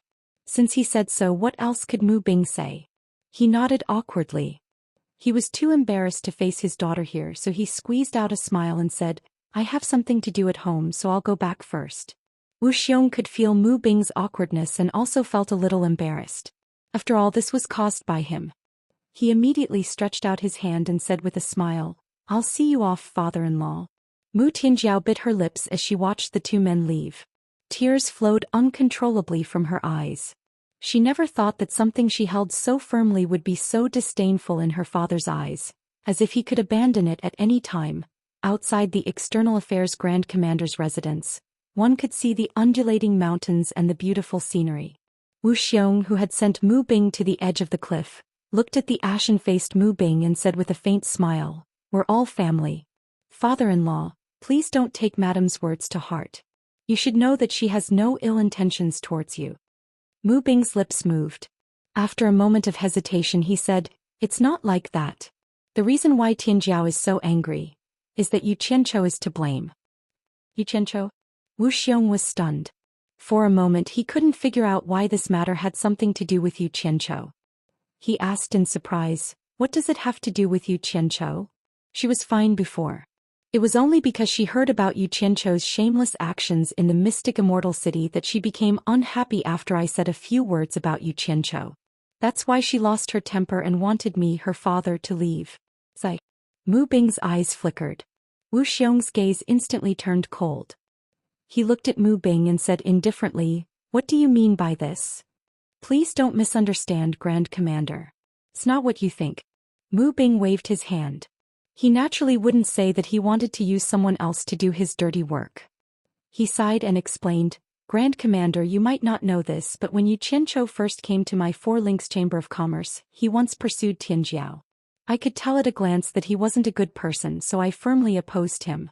Tianjiao also didn't take a liking to him, but I couldn't stand that guy's relentless pestering, so I might have been tempted. Fortunately, I noticed that something was wrong in time and drove that kid away. However, that kid couldn't forget my Tianjiao. Later, when the Grand Commander proposed to you, that kid was afraid of the Grand Commander's prestige and gave up. However, I never imagined that you would invite him on the day of your wedding. That's why I was so unhappy at the time and was a little rude to him. A suppressed murderous aura faintly circulated around Wuxiong's body. How many men could tolerate another man coveting their beloved woman? His eyes flickered as he recalled Mu Tianjiao's first night. He felt that she hadn't done anything wrong to him, so his killing intent gradually retracted. Wuxiong said indifferently, Father-in-law, let's not mention the past. Otherwise it won't be good for anyone. Not to mention, I don't want to pursue the past. Mu Bing was slightly surprised. He didn't think that Wuxiong would be so magnanimous. However, when he recalled the killing intent Wuxiong emitted earlier, he regained his confidence and said, But I can't stand to see such an ambiguous matter. That kid's mouth is famous for being foul. I'm afraid that he will say something that will affect Tianjiao's reputation. As a parent, how can I tolerate such a thing happening? If there are any signs, I must find a way to put an end to it. Wuxiong was startled and suspiciously asked, You want to kill him? Mu Bing firmly nodded. Wuxiong immediately frowned and said, Father-in-law, don't be reckless. He received the Immortal Emperor's decree to carry out his mission. If something happens to him, it's not something you or I can bear. But I heard that he wants to go to the netherworld. Mu Bing gloomily looked at Wuxiong and said word by word, If something happens to him in the netherworld, what does it have to do with you and me? Wuxiong looked at Mu Bing in surprise. He didn't expect Mu Bing to be so scheming. It seemed that he had underestimated Mu Bing. Wuxiong originally wanted to persuade him to let go, but for some reason he thought of the golden statues in his bedroom. It was a gift from Yu Qianchou to congratulate him on his wedding. It had always been placed on Mu Tianjiao's dressing table with the words Forever and Earth carved on it. Occasionally he would see Mu Tianjiao staring at the golden statue in a daze. When he asked her why, she said that she hoped the two of them could be as eternal as the words carved on the statue. However, at this moment he couldn't help but have a big question mark in his heart. Was there no other reason? For a moment he felt a stabbing pain in his heart. Wuxiong slowly said, Father-in-law, you should give up. He has Songyun Xin by his side to protect him. Right now, Songyun Xian's cultivation has reached the mid-stage of the Immortal Emperor stage. He has also mastered the Heartless Palace's famous 3 swords as one sword drawing form. Not to mention father-in-law, even I am not his match. Although Wu Xiong's words were meant to dissuade him, Mu Bing's 7 apertures were miraculously smooth today. Their hearts were connected and he could actually hear the softness in Wu Xiong's tone.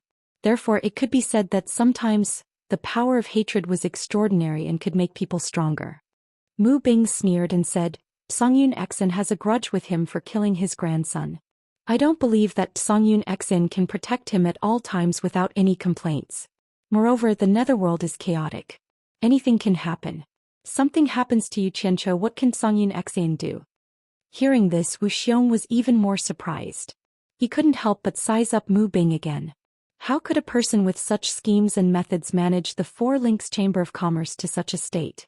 He originally wanted to test Mu Bing to see how capable he was. If he really had the ability, there was no harm in letting him try. If he didn't, then it was better to let him give up on the idea as soon as possible to avoid unnecessary trouble. However, he didn't expect Mu Bing to have some tricks up his sleeve.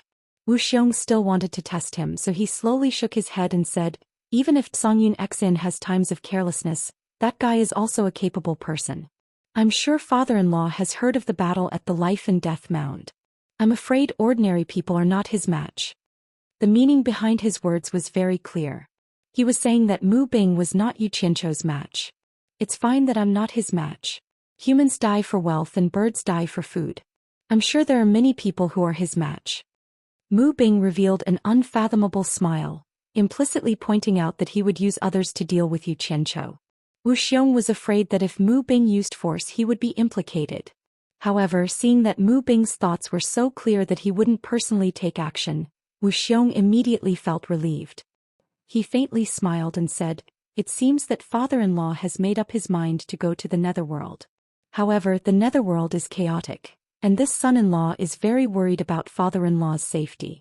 Fortunately, when this son-in-law was handling the external affairs of the Immortal Palace, I had some friendly relations with some of the commanders of the netherworld's Dark Nether Army. If father-in-law encounters any trouble, there is no harm in asking for help from the Dark Nether Army. Tell them that you are my father-in-law. I'm sure they will give me some face. Mu Bing was overjoyed. His 4 links Chamber of Commerce had done business in the netherworld, so he naturally knew of the Dark Nether Army's illustrious reputation in the netherworld. With the Dark Nether Army's help, even if Yu Qianzhou was protected by Songyun Xin, killing him would be a piece of cake. His confidence immediately soared as he cupped his hands and said, the great commander is very busy. It's rare for you to have a rest, so I won't disturb you any longer. Farewell. Chapter 994. The reason why he spent so much effort to nag in front of Wu Xiong was to get Wu Xiong to agree, but the most important reason was to gain Wu Xiong's support. No matter how stupid he was, he knew that Wu Xiong had been the external affairs commander of the Immortal Palace for so many years. It was impossible that he didn't have any power in the netherworld that he could borrow. If that was the case, then Wu Xiong wouldn't have held this position for so many years. It could also be described as incompetent. How could the Immortal Emperor let an incompetent person be the external affairs commander of the Immortal Palace? Father-in-law, have a safe trip. I won't see you off. Wu Xiong cupped his fists and bowed slightly. He watched Mu Bing leave with a sneer on his face. With his intelligence, how could he not know that Mu Bing wanted to borrow his power? Since Mu Bing was in such a hurry, he would fulfill his wish. In any case, he only gave some verbal help and didn't show any evidence. As for the Onyx army, if anything happened, he wouldn't be implicated. Moreover, judging from Mu Bing's words and actions just now, it was obvious that he was prepared. Perhaps he could really kill Yu Qianzhou. However, what Wu Xiong didn't know was that in the world of Yu Qianzhou's previous life, there was an idiom called armchair strategists. When one had nothing to do, one could boast and speak eloquently. However, when it came to real action, it was far from the case. If Mu Tianjiao had been present just now, she would have desperately tried to stop her father from doing that because she knew her father too well. How could she not know what her father was capable of? She never thought that her father could be a match for Yu Qianzhou, so she repeatedly advised him not to provoke Yu Qianzhou. But Wu Xiong wasn't a fool. He let Mu Bing do whatever he wanted because he had other intentions. The real reason was that Mu Bing had just said something about Mu Tianjiao and Yu Qianchou. Regardless of how Yu Qianchou was, Wuxian could see that this father-in-law of his could even insult the reputation of his only daughter, let alone him, his son-in-law. One could imagine what he wouldn't do in the future.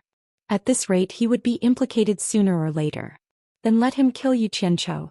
It would be best if they could kill Yu Qianchou. If Mu Tianjiao really had a Yu Qianchou in her heart, it would cut off Mu Tianjiao's yearning. For someone who loved her it was a good thing. At the same time Mu Tianjiao would surely hate her father because of this. Then he could justifiably distance himself from Mu Bing so as not to implicate himself in the future, and not to cause a rift between him and Mu Tianjiao.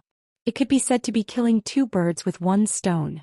If Mu Bing failed to kill Yu Qianchou and was killed by Yu Qianchou instead, it would be a good thing for him.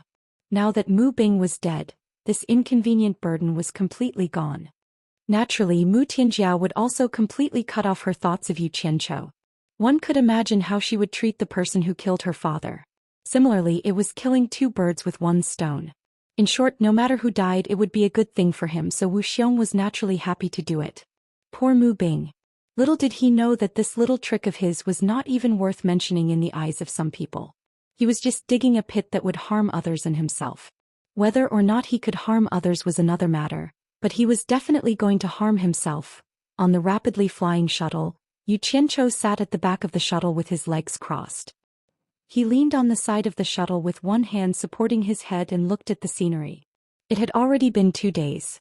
Xianxia, who was silently standing at the front of the flying shuttle, had his back facing him. The two of them had almost never communicated. Only Yu Qianchou would tease him from time to time. Unfortunately the other party simply ignored him.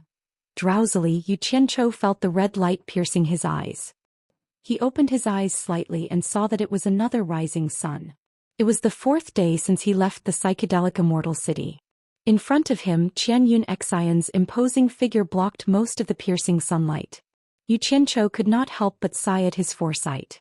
Fortunately he was not the one driving the flying shuttle. Just as he was letting his imagination run wild, the front end of the flying shuttle suddenly pressed down and slammed diagonally towards the ground. With the back of the shuttle tilted up, Yu Qianchou grabbed the sides of the flying shuttle.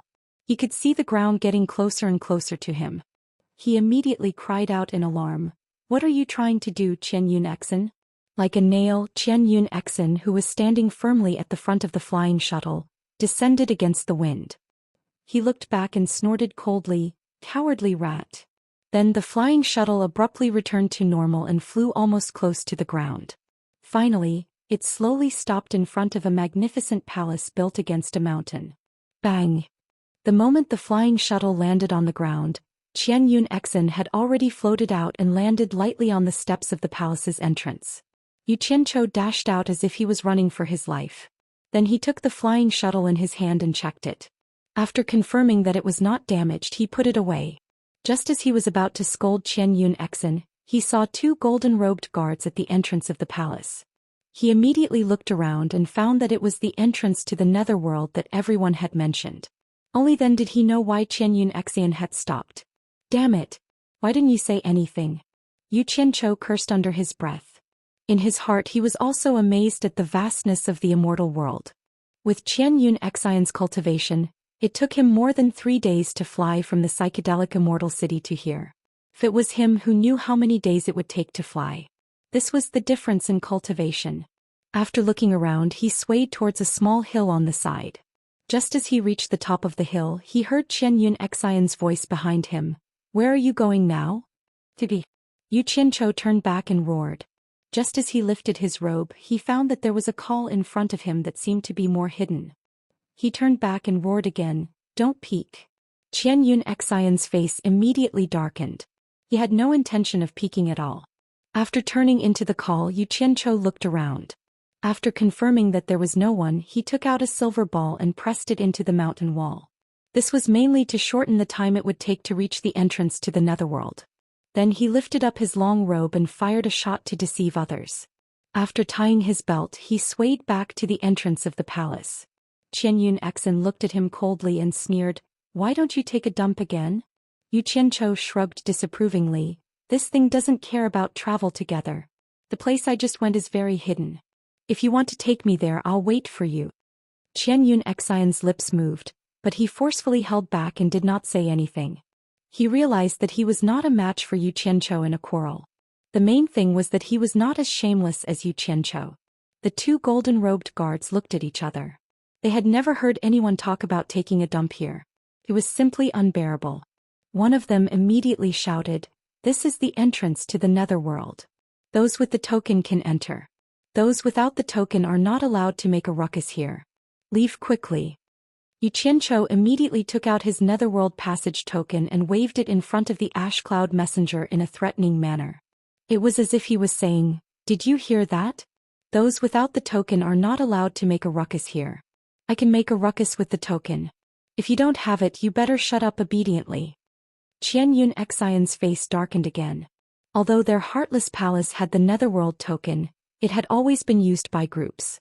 They would rarely give it to a single person unless there was something important. He immediately said in a deep voice, "If you want to go in alone without me, this old man will be more than happy to do so." Yu Qianqiu rolled his eyes and snorted coldly as if saying, "In your dreams." Then he walked up to the guards and handed over the token for them to check. After confirming it, the guards let the two of them in. The two of them walked in one after the other. There was nothing in the hall. The four walls were chiseled with knives and axes, and there was only a long tunnel. The tunnel was abnormally dark and it was frighteningly quiet. Only the sound of their footsteps could be heard. At the end of the tunnel, there was a ball of black light spinning tirelessly. It was unknown how many years it had been spinning here. "You go in first." Yu Qianqiu moved to the side. After all, he had never been to the netherworld, so he was more or less unsure. Xianxia snorted coldly and disappeared into the spinning black light in a flash. Yu Qianqiu hesitated for a long time, but he finally plucked up his courage and jumped in. The moment he entered the spinning black light, colorful flowing lights appeared in front of him. An unknown gravitational force sucked him in, and when there was a flash of light, he was spat out. The sky was dark and there was no light from the sun or the moon. It was like the moment when twilight was about to turn into night. This was the first thing that Yu Qianqiu felt when he landed and saw this world. However, before he could see anything else, "Yu Qianqiu!" Xianxia's angry roar rang out. Yu Qianqiu looked over and saw over a dozen black-armored, knife-wielding soldiers surrounding Grey Cloud Xen. Grey Cloud Xen was looking at Yu Qianqiu as if he wanted to swallow him alive. Damn it! Could it be that the netherworld was in such chaos? It really lived up to its reputation. Before he could figure out what was going on, a stocky armored general appeared in front of him. He held a large blade that looked like a green dragon crescent moon blade and shouted, "Incomer, show me your token of passage to the netherworld." Yu Qianqiu glanced at the besieged Songyun Xen and cautiously took out his netherworld passage medallion.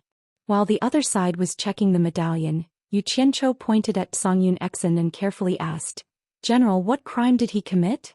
After the armored general verified that there was nothing wrong with the token, he returned it to Yu Qianqiu and asked, "He's with you?" Yu Qianqiu's eyes flickered. He could not figure out the situation, nor did he know what kind of crime Songyun Xen had committed. If he was with him, would he be implicated? As soon as he hesitated, Songyun Xen panicked and roared, "Yu Qianqiu, what do you think you're doing?" Yu Qianqiu looked at the situation around him. There weren't many people here, so he guessed that these people might not be a match for Songyun Xen. He replied weakly, "He's with me. Is there a problem?" The armored general immediately rolled his eyes and snapped, "No problem, all of you scram." The dozen or so saber-wielding soldiers surrounding Grey Cloud Xen also flashed back. Yu Qianqiu walked up to Grey Cloud Xen, who was glaring at him with fire in his eyes, and asked suspiciously, "What did you do? You made such a big fuss and almost implicated me. Do you really not know?" Songyun Xen's eyes were about to pop out of their sockets. "I just came in. How would I know what you did?" Yu Qianqiu was confused. He did not know that after he let Songyun Xen come in first, he had been too careful and hesitated a little too long at the entrance to the immortal world. As soon as Songyun Xen arrived in the netherworld, the guards naturally wanted to see his netherworld token, but he did not have it. He could only say that the token was with the person behind him and would come in soon. But what made him panic was that after waiting for a long time, Yu Qianqiu still didn't come in. He immediately suspected that he had been tricked by Yu Qianqiu. The guards waited for a long time and did not see anyone come in. They naturally suspected that he was a trespasser and immediately surrounded him. Fortunately, the guards realized that Xianxia's cultivation was very high. It was probably not something they could handle, so they didn't make a move. Otherwise, they would have captured Xianxia first. It was also at this critical moment that the late Yu Qianzhou finally came. This was what happened. Xianxia saw that he did not look like he was lying. After a bit of analysis, he felt that he was not lying. If he really wanted to harm him, he would not have come in. Even if he came in, he could have denied not knowing him and caused a conflict between him and the guards. He paused and said, "This should be your first time in the netherworld, right?" Yu Qianzhou's brain was still somewhat good. After hearing his question and looking at the guards at the entrance, he pondered for a bit and understood what was going on. However, he did not regret not taking the opportunity to trick Xianxia because it was useless now. With Xianxia's ability, if he was forced into a corner, he could easily escape back to the immortal world.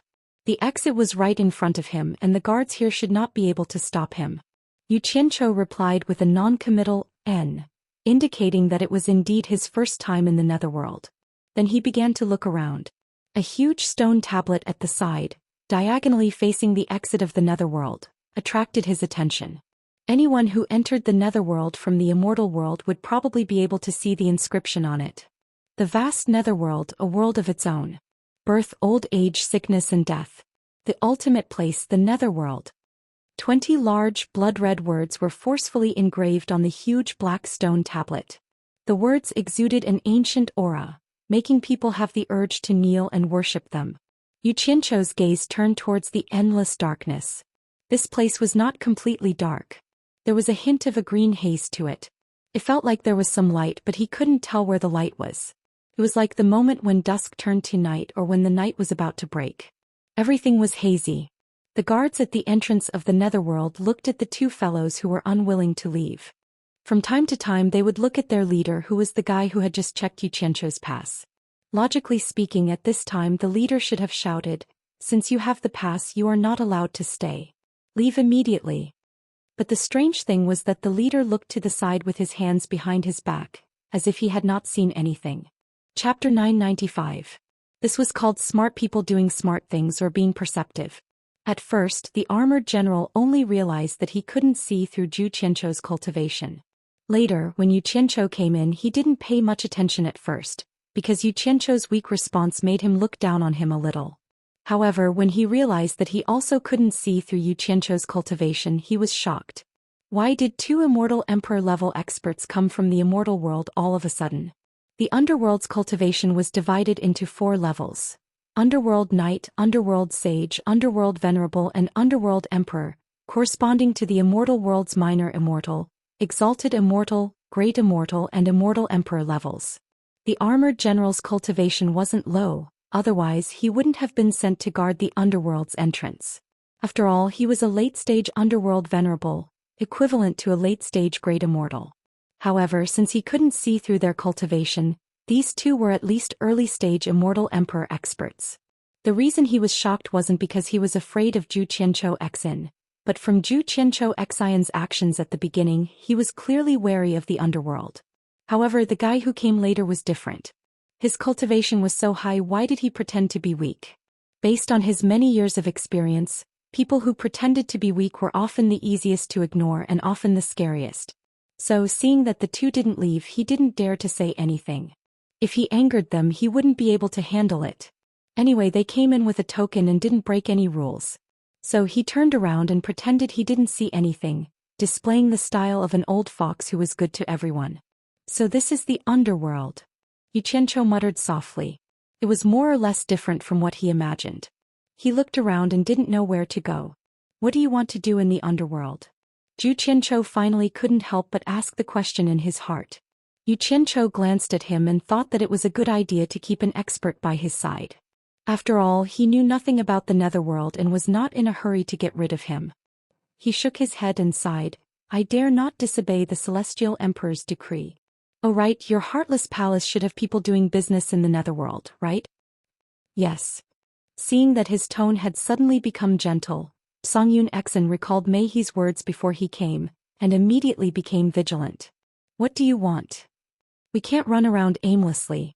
Naturally, he had to gather some information first. As the chief high priest of Heartless Palace, you should be able to contact them, right? Yu Qianqiu asked seriously. In fact, his purpose was very simple. He came here to find Bai Chongqun. To be more precise, he wanted to know whether Bai Chongqun was dead or alive. Otherwise, he would feel very uncomfortable worrying about him every day. It was said that Bai Chongqun had fought with the Emperor of the Underworld and fled into the boundless and mysterious land of darkness after his defeat. They had to find out which direction Bai Chongqun had fled to. Otherwise, how would they find him? The guards at the entrance of the underworld shivered slightly, especially the armored general. He thought to himself, no wonder both of their cultivations are so high. One is here on the decree of the Immortal Emperor, the other is the chief high priest of the #1 sect in the immortal world. But why did they come to the underworld? What do you want to find out? Songyun Exin asked suspiciously. Nothing much. Yu Qianqiu didn't think much of it. I just want to know the general situation of the underworld so that I can travel around and gain experience. Only with enough experience can I compose a good song. He wanted to say that he wanted to find Bai Chongqun, but he couldn't say it out loud. First of all, it would scare Songyun Exin, and this was the territory of the Emperor of the Underworld. If he revealed it, wouldn't he be immediately targeted by the Emperor of the Underworld? Songyun Exin pondered for a moment and didn't want to say anything. However, this was the underworld after all, and it was very chaotic with various hegemons. This was the brat's first time here, so he didn't know anything. If he ran around with this brat and ended up in the lair of some powerful expert, then he would also be out of luck. After a moment of hesitation, he slowly said, "Follow me." Then he took out his own flying shuttle and flashed onto it. Yu Qianqiu immediately flashed onto it as well. This time there was no need to waste his breath on scheming. Songyun Exin took the initiative to act as a guide and pilot the flying shuttle. Although he wasn't familiar with the underworld, he had been here before. Compared to a rookie like Yu Qianqiu, he was much more familiar with it. He was mainly concerned about his own safety. He was afraid that Yu Qianqiu would take him to some lair. The flying shuttle sped northwest in the darkness. In fact, even Yu Qianqiu couldn't tell if they were going northwest or not. There were no sun, moon, or stars here, so there was no way to tell which direction they were going. However, when they exited the entrance of the underworld, they were facing forward. Then, according to the common sense of up north, down south, left, west, right, east, who knew which direction they were flying in? Yu Qianqiu even suspected that the people of the underworld didn't have any direction at all. Although the speed of the flying shuttle was very fast, it was obviously much slower than when they were flying in the immortal world. Songyun Exin stood at the front, maintaining a high degree of vigilance.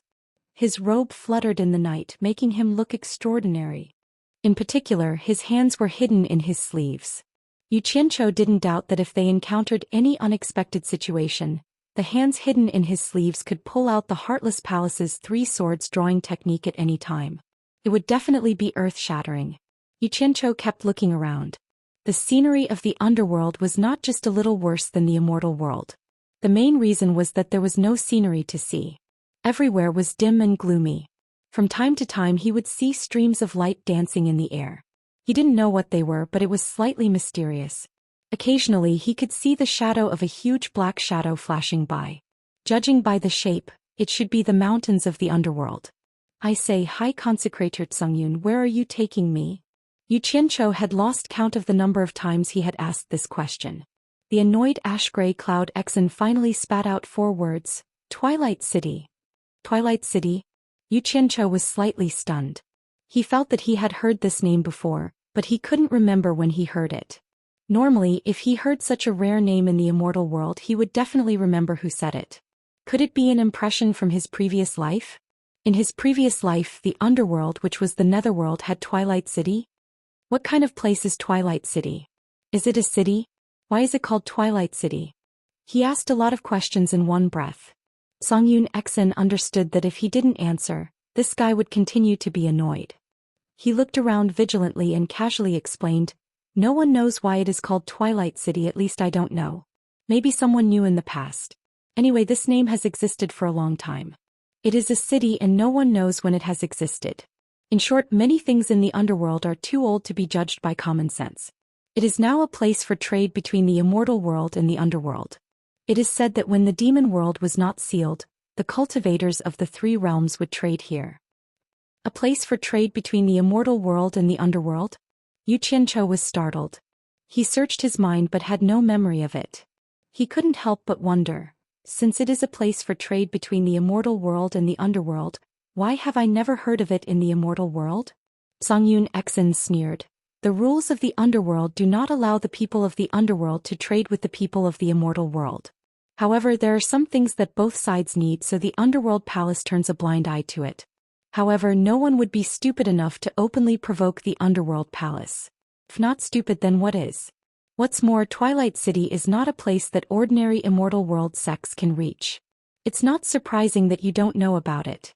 If you don't ask, no one will talk about it. Sure enough, his foundation was shallow. He didn't know how many things he didn't know. Xianxia fell into silence for a while. Obviously, ordinary immortal world sects couldn't reach it because they would encounter many dangers on the way. With the strength of those small sects, it was indeed difficult to reach it safely. After a pause, he asked, with your current speed, how long will it take to reach Twilight City from the entrance to the underworld? If it goes well. At least half a month. Xianxia said indifferently. Xianxia immediately let out a cold breath. The territory of the underworld was really wide. With Xianxia's speed, what kind of concept would it take half a month to fly? And this was under the condition that everything went well. What if it didn't? Just as he thought that things weren't going well, things were about to happen. The shuttle suddenly came to an abrupt stop, the powerful inertia throwing him out. Like a bolt of lightning, Xianxia grabbed his ankle, pulled him back and threw him back into the cabin. Xianxia was immediately scared and shouted, "What do you want now?" "Shut up." Xianxia shouted in a low voice and his eyes quickly swept around. Xianxia immediately found that there was something wrong with his expression. He also looked around and found that there was a faint gray fog in the darkness. If he didn't look carefully, he wouldn't have noticed it. He immediately asked carefully, "What's wrong? Is there something wrong?" "We have been in this gray fog for several hours and we are trapped by the formation." Xianxia pointed to the shadowy peaks around them, but when he said this, his expression was unusually calm, and his eyes were full of strong confidence. Suddenly Xianxia felt a lot more relieved. He suddenly said indifferently to the void, "I don't know which friend is playing a joke here. This Xianxia has accidentally disturbed this place. I hope this friend will be magnanimous and let us go. This Xianxia will be very grateful." Xianxia was not afraid. He could go back at any time. While he was looking around curiously, he suddenly heard laughter coming from all directions. He couldn't tell whether it was a man's voice or a woman's voice. It seemed to be far and close, and from time to time, it gave people the feeling that it was lying next to your ear and laughing. It was very strange. Xianxia hated people who played tricks in front of him the most. He immediately shouted, "Which old bastard dares to play tricks in front of Grandpa? Do you want to die?" Chapter 996. Xianxia was speechless. He tilted his head and looked over. You didn't even know whether the enemy was strong or weak and you already started scolding him. If it was an expert that you couldn't afford to offend, you wouldn't even have the chance to regret it. However, Xianxia politely followed the routine and ignored him. Xianxia's strange laughter was suddenly cut off. He couldn't help but look at Xianxia again, guessing that he had been scolded to stop. Xianxia couldn't help but feel a little depressed. It seemed that this guy was always arrogant and didn't fear anyone, not just him. But if he didn't restrain himself in the netherworld, he would be implicated and killed by this guy sooner or later. "Ignorant Junior, how dare you speak such arrogant words? In a moment this old man will definitely eat you up until not even your bones are left." The ethereal and traceless voice once again sounded from all directions. It seemed to be near yet far, and sometimes it seemed to be right beside one's ear. It's useless to talk nicely to this kind of pretentious person. He's just asking for a scolding.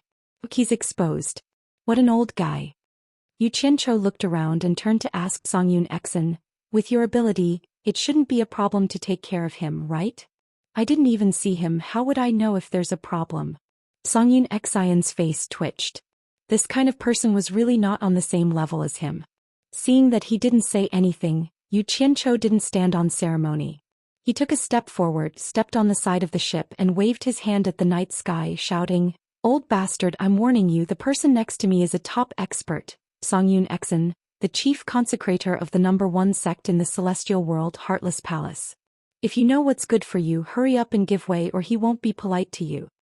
He had never seen such a shameless person. Just as Grey Cloud Exen glared at him, the faintly discernible voice laughed and said, I've heard of the Celestial Realm's Heartless Palace's sect master Wang Qing, but I've never heard of this or that. But even if the sect master of the Heartless Palace Wang Qing is here, so what?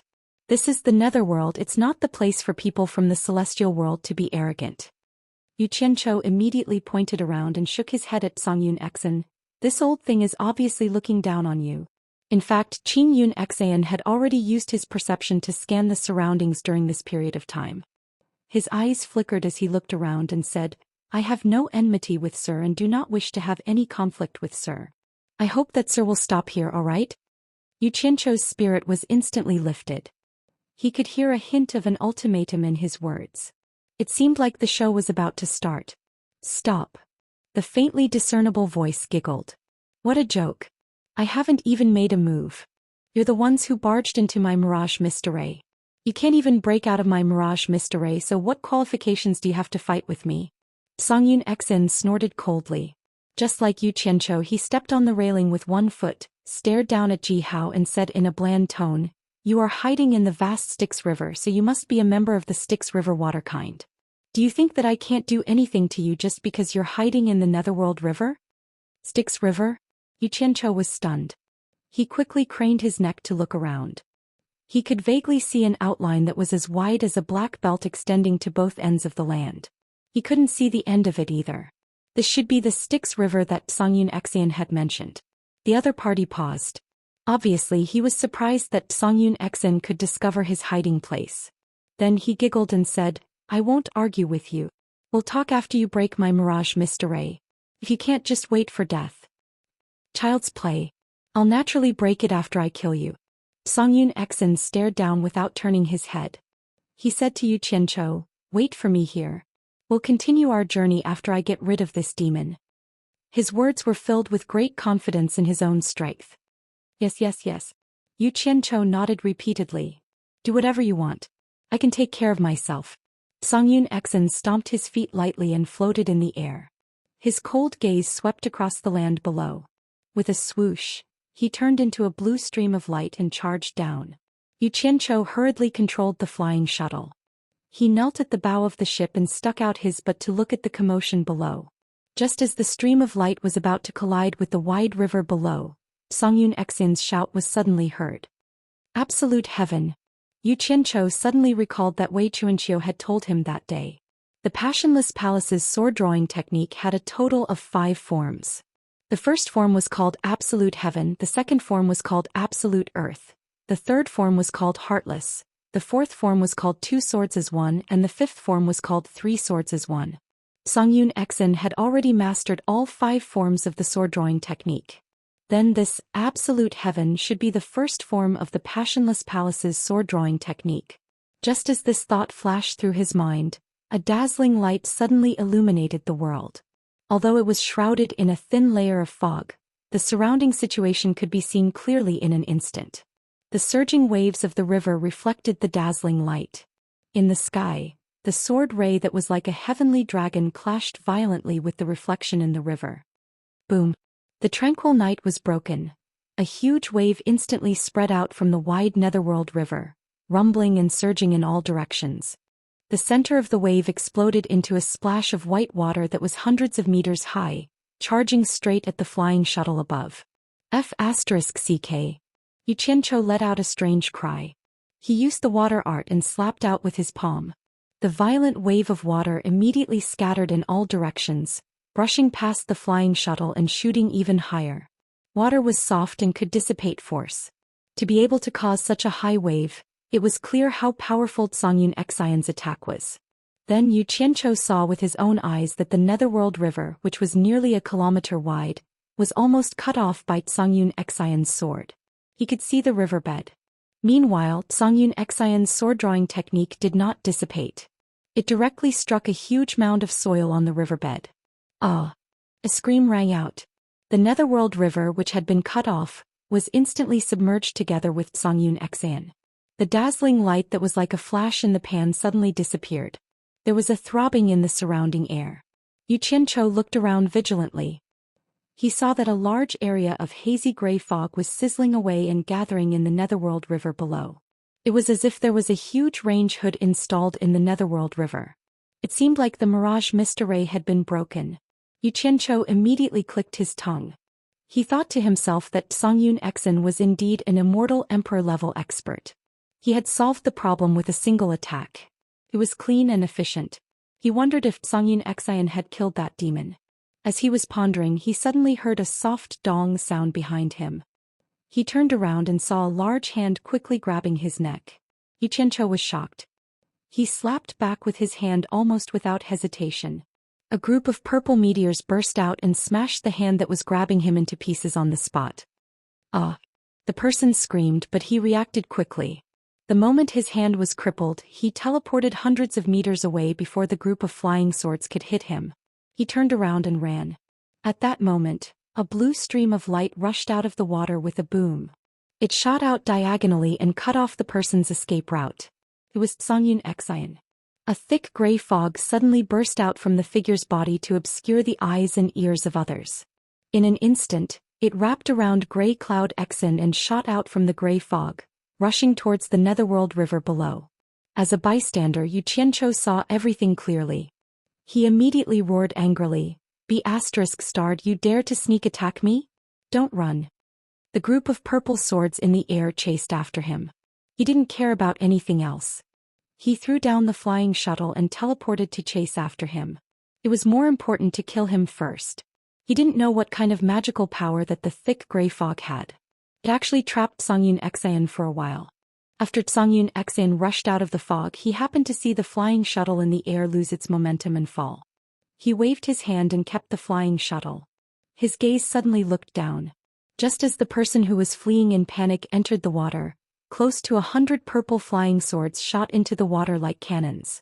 Yu Qianqiu, who was in hot pursuit, shouted angrily, "Trying to run?" As he gave chase, he fiercely sent out a palm strike. The surging Netherworld River below instantly became sparkling and translucent. Songyun Exin's pupils shrank. He couldn't help but let out a cold breath. Although he had heard of the legend of Yu Qianqiu freezing the life and death mound in illusory Immortal City, it wasn't as shocking as seeing it with his own eyes. A river that was close to 1,000 meters wide was instantly frozen. "Great Immortal, please spare me. Great Immortal, please spare me. I know my mistake, I know my mistake." A sorrowful voice came from the glacier below. Yu Qianqiu landed on the ice. He looked down with a sinister gaze. He seemed to be considering whether or not to kill. Songyun Exin kept the sword in his hand and landed on the ice. He was speechless when he saw the crystal-clear situation below. The frozen person was surrounded by hundreds of purple flying swords. Some of the flying swords even stabbed into his body. If Yu Qianqiu hadn't stopped in time, that person would have been stabbed into a hedgehog. That person was actually depressed. He couldn't understand why the river suddenly froze. He was surrounded by hundreds of flying swords in just a short while. If it was an ordinary flying sword, he would not be afraid. However, he had already experienced these flying swords. Not only were they incomparably sharp, they seemed to be his natural nemesis. His cultivation was like nothing in front of them. Once he got close, he could feel a strong sense of suppression. Without a doubt, they could easily beat him into a cork. He had no way of blocking them. This person is a river clam that has cultivated successfully. His cultivation has reached the early stage of Underworld Venerable. It is equivalent to the early stage Great Immortal in the Immortal world. Songyun Exin said indifferently. He had clearly seen the person's true form in the river. River clam? Early stage Underworld Venerable? Yu Qianqiu raised his eyebrows. He seemed to understand something. He took a few steps forward. The ice under his feet melted and he quickly sank down. He landed in front of the pitiful man who was trapped and looked him up and down. The man was dark and skinny and he didn't look old. His eyes were filled with fear and his pupils were spinning around. Other than the wounds caused by his flying swords, there were a few long bloody wounds. It was obvious that he was injured by Songyun Exin. Yu Qianqiu snorted coldly. He shook his sleeve and a small green bead appeared in his hand. He held it between two fingers and sent it to the person's mouth. He shouted, Swallow it if you don't want to die. Chapter 997. It was already scary enough to be stabbed by so many flying swords. Now he was forced to eat this strange thing. The person looked at the thing beside his mouth and said in fear, What is this? He could already feel that this pearl had an aura similar to that of the flying swords that could suppress him. If he ate it, he would die. You don't look like you want to eat it? Xianxia asked sinisterly. Close to 100 purple flying swords suddenly moved closer by an inch. The person immediately cried out, I'll eat it, I'll eat it. His mouth was wide open. Xianxia flicked his finger and the green pearl directly burrowed into the person's throat. The person coughed and looked at him in fear. Xianxia smiled faintly and said, That's right. Don't ever think about forcing him out and don't ever think about escaping. Otherwise you will end up very badly. That bead was not something else, it was condensed from green fire. When Xianxia heard that the person was so weak despite having an early-stage netherworld venerable cultivation, he knew that part of the reason was that he had already been injured by Grey Cloud Xian, but the most important reason was that his own fire arts could restrain the person. Xianxia recalled the time when he used fire arts to suppress Ghost General Meng Yan in the Demon Ghost region. The extreme yang flames were the bane of ghosts and spirits, and they were very useful in the netherworld. Thus he had a sudden idea and condensed a green fire pearl for the person to swallow. If the person was forced out by force or escaped the range of the green fire pearl, then the green fire pearl would immediately explode into a fierce green fire in the person's stomach. It would be strange if this ghost-type netherworld monster did not turn into ashes. Xianxia's body flashed out of the glacier after he had placed a restriction on the other party. Nearly 100 purple flying swords broke through the ice and flew into his sleeves with a whoosh. Grey Cloud Xian stared at his sleeves for a while, then looked at the person in the ice cave and said, What did you give him to eat? In any case, he's not a good person. If he dares to disobey, I'll make sure he doesn't even have the chance to cry. Xianxia chuckled. The people in the ice cave shuddered at his words. Suddenly, a sinister laugh was heard from above. Stop playing dead down there. Get up here. Bang bang. Wah. Rumble. Strange sounds came from both ends of the Netherworld River. After the entire glacier trembled, it was finally unable to withstand the scouring of the Netherworld River. It broke away from the solidification of the two sides of the river and slowly floated downstream along with the Netherworld River. The glacier beneath their feet shook violently from time to time. Dense spiderweb-like cracks had already begun to appear. Xianxia and Zhou stood firmly on top of it, watching the person climbing out of the hole in the ice.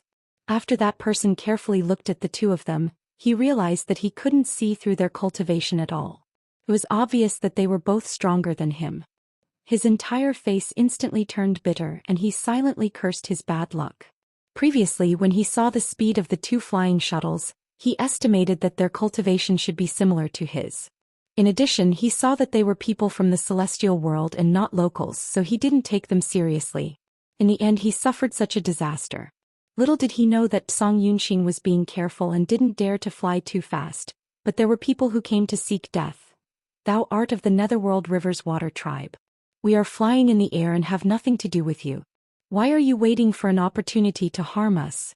Zhou shouted coldly. Xianxia couldn't help but glance at him. He realized that once this fellow came to the Netherworld, the way he spoke immediately changed. In the celestial world he was very unscrupulous and arrogant. Here, no matter how ruthless he was, he always had a bit of a diplomatic tone. He was very similar to those people in his previous life, which made people a little uncomfortable. The person said weakly, I really didn't mean to target you. Before you came, I had already set up the Mirage Mist formation, but you just happened to barge in. Stop your King nonsense. The Netherworld isn't your home. Do you think it's reasonable for you to rob us here? That. Xianxia pointed at his nose and asked, River Clam Demon, what's your name? From their tone, one could tell that the younger one was obviously not a kind person. The person immediately nodded and said, This lowly one is Xinyu. Xinyu? Xianxia paused for a moment. He realized that it was indeed a monster from the Netherworld River. Even its name was strange. Xinyu, tell me honestly, why did you set up a formation here to harm people? River Clam Xinyu replied weakly, There are often people from the celestial world coming and going on this road. This lowly one is sick of the food in the Netherworld River, so I wanted to change my taste, Yu Qianqiu and Grey Cloud Xian's expressions twitched. They didn't expect to almost become food in someone else's mouth. At this moment the glacier under their feet shook violently again, and the sound of ice cracking could be heard. The entire glacier continued to split into smaller pieces, and the ice beneath their feet flowed even faster. Were we trapped by his mirage mist formation for a few hours? Yu Qianqiu suddenly asked Grey Cloud Xian. The latter nodded in confusion. Yu Qianqiu squinted at Xinyu and sneered. A few hours of delay and now there's a burden. Hehe. Xinyu, I can't vent my anger. Tell me, why should I spare your life? Xinyu panicked. He swallowed the bead but didn't dare to run. He waved his hand and denied, not a burden, not a burden. May I ask if the two of you are going to Twilight City? The two looked at each other. Yu Qianqiu asked suspiciously, how do you know? This lowly one only deduced it from the direction the two of you were flying in. As long as the two of you spare my life, I'm willing to take the two of you on the river. I won't be slower than the two of you in the air, Xinyu begged. He didn't doubt that Yu Qianqiu would kill him if he was unhappy. This netherworld river connects to Twilight City? Yu Qianqiu confirmed with Grey Cloud Xian. Grey Cloud Xian nodded. Twilight City is indeed not far from the netherworld river. Then hurry up. Yu Qianqiu waved his hand and shouted. Xinyu had a green fire bead in his body, so he wasn't afraid of him playing tricks. Zhou nodded in delight. He twisted his limbs and the wounds on his body healed at a visible rate. Even his palm, which had been blasted apart by the flying sword, had recovered to its original state. However, his dark face appeared somewhat pale. Clearly, this method of healing consumed a lot of his cultivation. Suddenly, Xinyu quickly retreated more than 10 meters on the glacier and crawled on the cracked ice. His body flickered and a huge river clam appeared on the ice. It was dark brown and oval in shape. It was more than 10 meters long and 4 to 5 meters thick. It was very rare. Grey Cloud Xian was a knowledgeable person, but he couldn't help but exclaim, for a river clam to grow to your size, it must have cultivated for a long time. Yu Qianqiu was also amazed. He was a cultivator, so he knew that it was extremely difficult for this kind of shellfish to cultivate. It was many times more difficult than other animals. It was a miracle that it could grow to such a large size. Xinyu's voice came from the huge river clam. He smiled bitterly and said, I lived for 500,000 years in ignorance. Later on, my spiritual wisdom appeared, and after 500,000 years, I was lucky enough to find the knack of cultivation. After 200,000 years of cultivation, I have achieved what I have today. Great immortals, please get on my back. I will take you to Twilight City. Yu Qianqiu and Songyun Xian were shocked when they heard this. They looked at each other and then flashed to the back of the giant clam. Great immortals, sit tight. As soon as he finished his words, the oval-shaped giant clam started to move on its own at an extremely fast speed. With a swish, it slipped away on the ice surface. In the blink of an eye, it slid out of the ice and plunged into the cold Styx River. Its back was less than 1 meter above the water, but the surface area was more than 3 meters square. It was enough for Grey Cloud Xian and Yu Qianqiu to stand or sit. Xinyu wasn't bragging. His speed in the water was indeed not slower than Grey Cloud Xian's flying shuttle. The two stood on his back and felt the coolness of the Styx River. They looked at the scenery of the underworld and felt refreshed. The strangest thing was that when such a huge river clam moved through the water, not a single splash was made. Not even the slightest sound could be heard. It could be seen that this old and experienced fellow in the Netherworld River was really good at manipulating water. Grey Cloud Xian suddenly looked at Yu Qianqiu with a strange expression. With his vast experience, he must have taken advantage of Yu Qianqiu and experienced the feeling of swimming in the Styx River for the first time. If he told the people of the Heartless Palace about this experience, they would definitely be fascinated. Everyone had vanity. It depended on which aspect it was. Yu Qianqiu didn't know that Grey Cloud Xian had such vain thoughts. After he recovered from his shock, he looked around and sat on the slightly protruding shell in the middle. He patted the shell and said, Xinyu, from what you said earlier, you've lived for at least 2 million years. I've lived for so many years in vain. I'm not as powerful as the two great immortals. Xinyu was humble to show that he had lived for so many years. Legend has it that the Styx River flowed through the entire underworld since ancient times. There are even rumors that say without the Styx River, there would be no underworld. There are even more exaggerated sayings that say without the Styx River, there would be no living beings in the three realms. Although these are all exaggerations, I think only such an ancient river can have living beings like you who have lived for millions of years. Grey Cloud Exen sighed as he faced the cool breeze of the Styx River.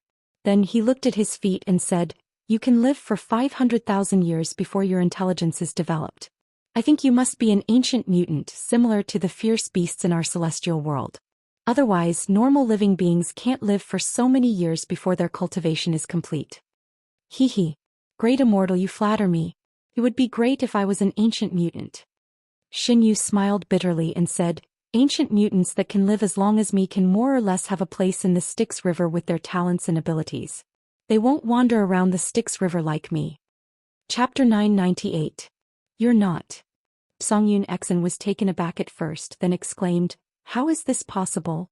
You haven't developed spiritual intelligence and haven't cultivated yet. How can you live for 500,000 years? Yu Qianzhou was also stunned.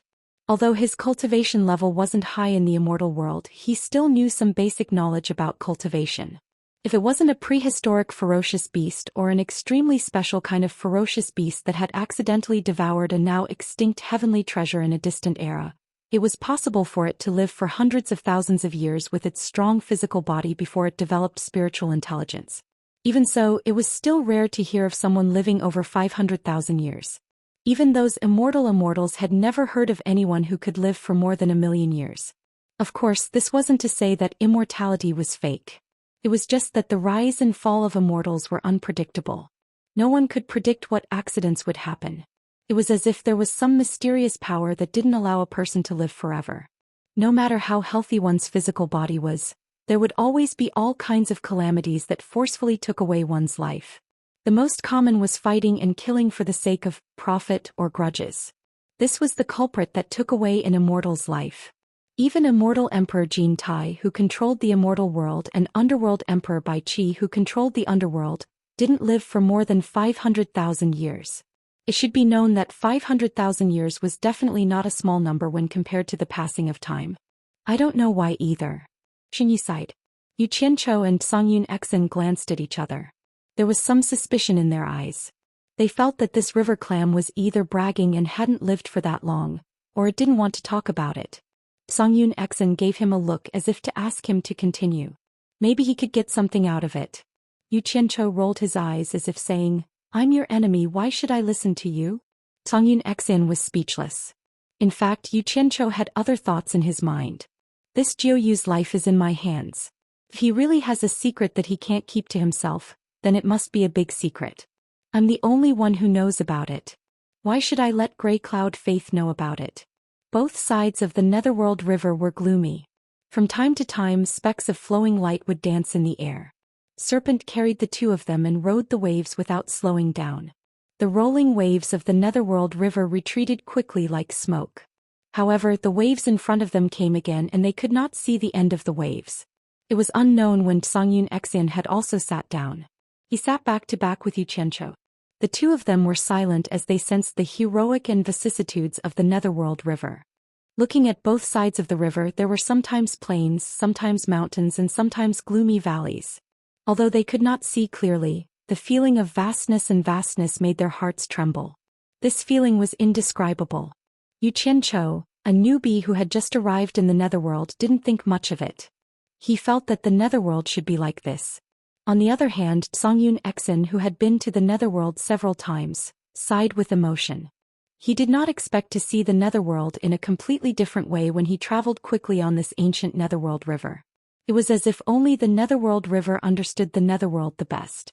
This was because every section of the winding river was created by it. It was washed and settled by the endless years. It was an ancient and gloomy beauty of vicissitudes. Perhaps darkness was the most primitive beauty. The Netherworld River was sometimes wide and sometimes narrow. However, the widest part was still a few hundred meters wide. Yu Qianzhou, who was looking at the scenery with his elbows on his knees and his palms supporting his chin, suddenly asked, "Serpent, how wide is the widest part of the Netherworld River?" "I've tried to cross the widest part once before. However, I walked and stopped from time to time and often changed directions. It took me a few years," Serpent replied seriously. I'm afraid that with my current speed, I'll need to swim for more than a month to get from the other side to this side. I'm not sure how wide it is exactly. So wide? Yu Qianzhou and Songyun Xen exclaimed at the same time. Obviously, it was Songyun Xian's first time hearing about it. The two of them suspected that Serpent was born to boast.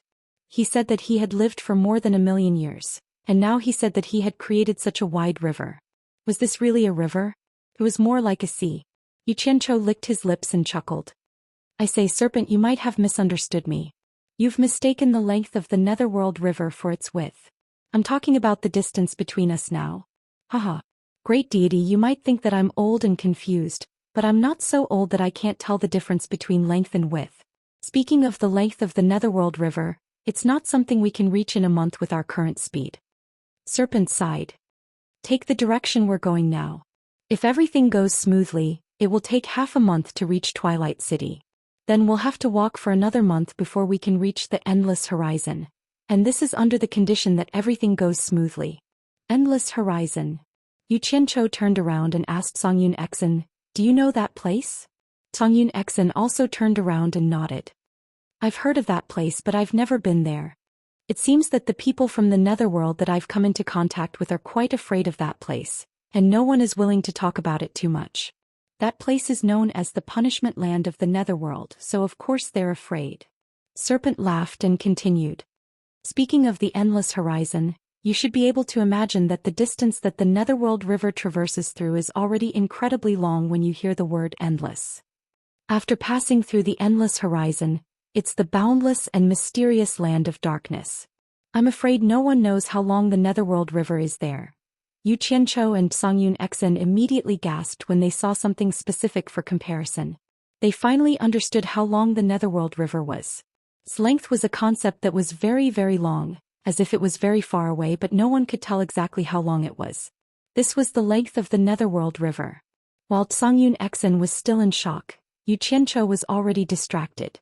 This was because Serpent mentioned the boundless and mysterious land of darkness. Rumor had it that Bai Changchun escaped to that place when he was being chased by the Emperor of the Netherworld. In this way, there was no need to go to Twilight City to inquire about the information. According to Serpent, they could just follow the Netherworld River and cross the Endless Horizon to reach there. But then again, since it was along the way, there was no harm in going to Twilight City to take a look. If the World Commerce Chamber really grew stronger one day, they would inevitably have to deal with that place. It was a good thing for him to explore the situation first, but that Endless Horizon. Serpent, what do you mean when you say that the Endless Horizon is the land of punishment in the Netherworld? Yu Qianzhou smiled. Also, you said that they are naturally afraid, but from what you said, you don't seem to be afraid at all. Haha. Serpent explained with a smile. The Netherworld is not as stable as the Immortal world. You must have heard of the degree of chaos here. Many restless people who offend the Netherworld Royal Palace will be captured and sent to the Endless Horizon for punishment.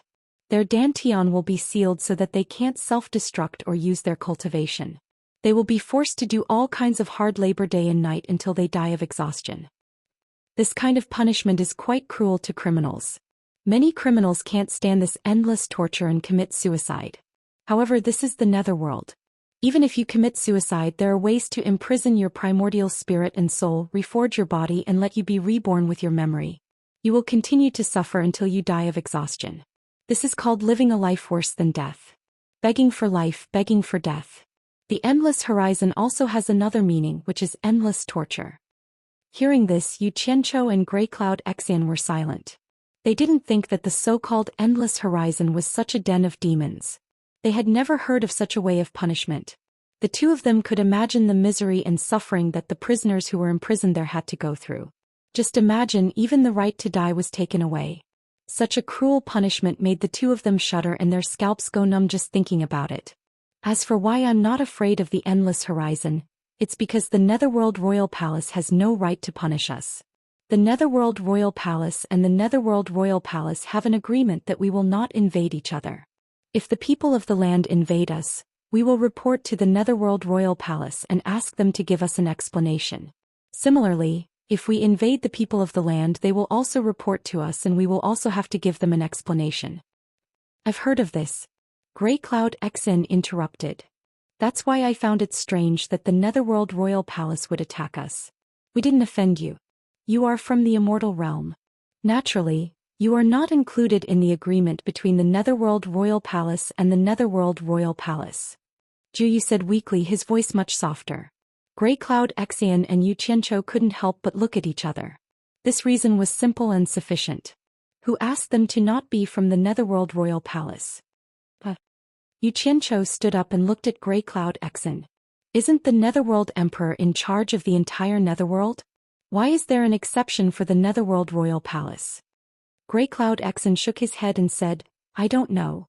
In any case, I heard that if the people of the Netherworld Royal Palace touch the Netherworld Royal Palace for no reason, they will be severely punished.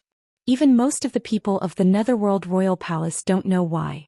But, as he said this, he lifted his heel and knocked on the shell.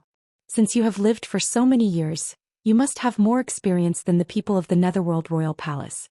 Moreover, you are one of the Netherworld Royal Palace's people. I'm sure you can answer our questions. Hehe. Zhou laughed proudly. This reason shouldn't be hard to guess. Since it is not under the Netherworld Emperor's control, it is naturally because he can't control it. Hearing this, the two looked at each other again. This reason was indeed simple, but it was also reasonable. It was just that people had thought too much about it and had confused themselves. But once they faced the truth, they realized that it was not a trivial matter. Xianxia said suspiciously, could it be that there is an expert in the Netherworld Royal Palace that even the Netherworld Emperor fears? Chapter 999. I don't know if there are any powerful cultivators in the Underworld River that even the Emperor of the Underworld is afraid of, Xianxia said slowly. Said Zhou unhurriedly and slowly, but I know that in those broad areas of the Styx River, many aquatic creatures have lived much longer than me. I think there must be some powerful ones among them. His words were useless. Songyun Xin and Xianxia looked at each other and felt that this clam was not very honest. He had lived in the Underworld River for millions of years. How could he not have heard of the powerful cultivators in the Underworld River?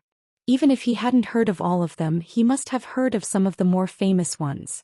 But he used, I think, to brush us off. Sure enough, he was insatiable after we showed him some respect. The corner of Xianxia's mouth curled up into a sneer.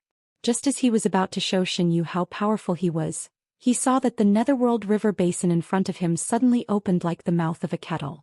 It was as if it had instantly rushed into the vast sea. At the same time, Xianxia slowed down until he completely stopped, floating quietly in the Underworld River. An arched mountain appeared on the surface of the river in front of him. The mountain was 100 meters high and the belly of the mountain was empty. The water rolled through the belly of the mountain, and the foot of the mountain on both sides seemed to be in the Underworld River. Rather than a mountain, it was more like an open door, giving people a feeling that it led to an unpredictable future. There were scattered fluorescent stars dancing in the sky from all directions, as if they had been summoned by some mysterious force. They all flew toward the hollow mountain in the Underworld River.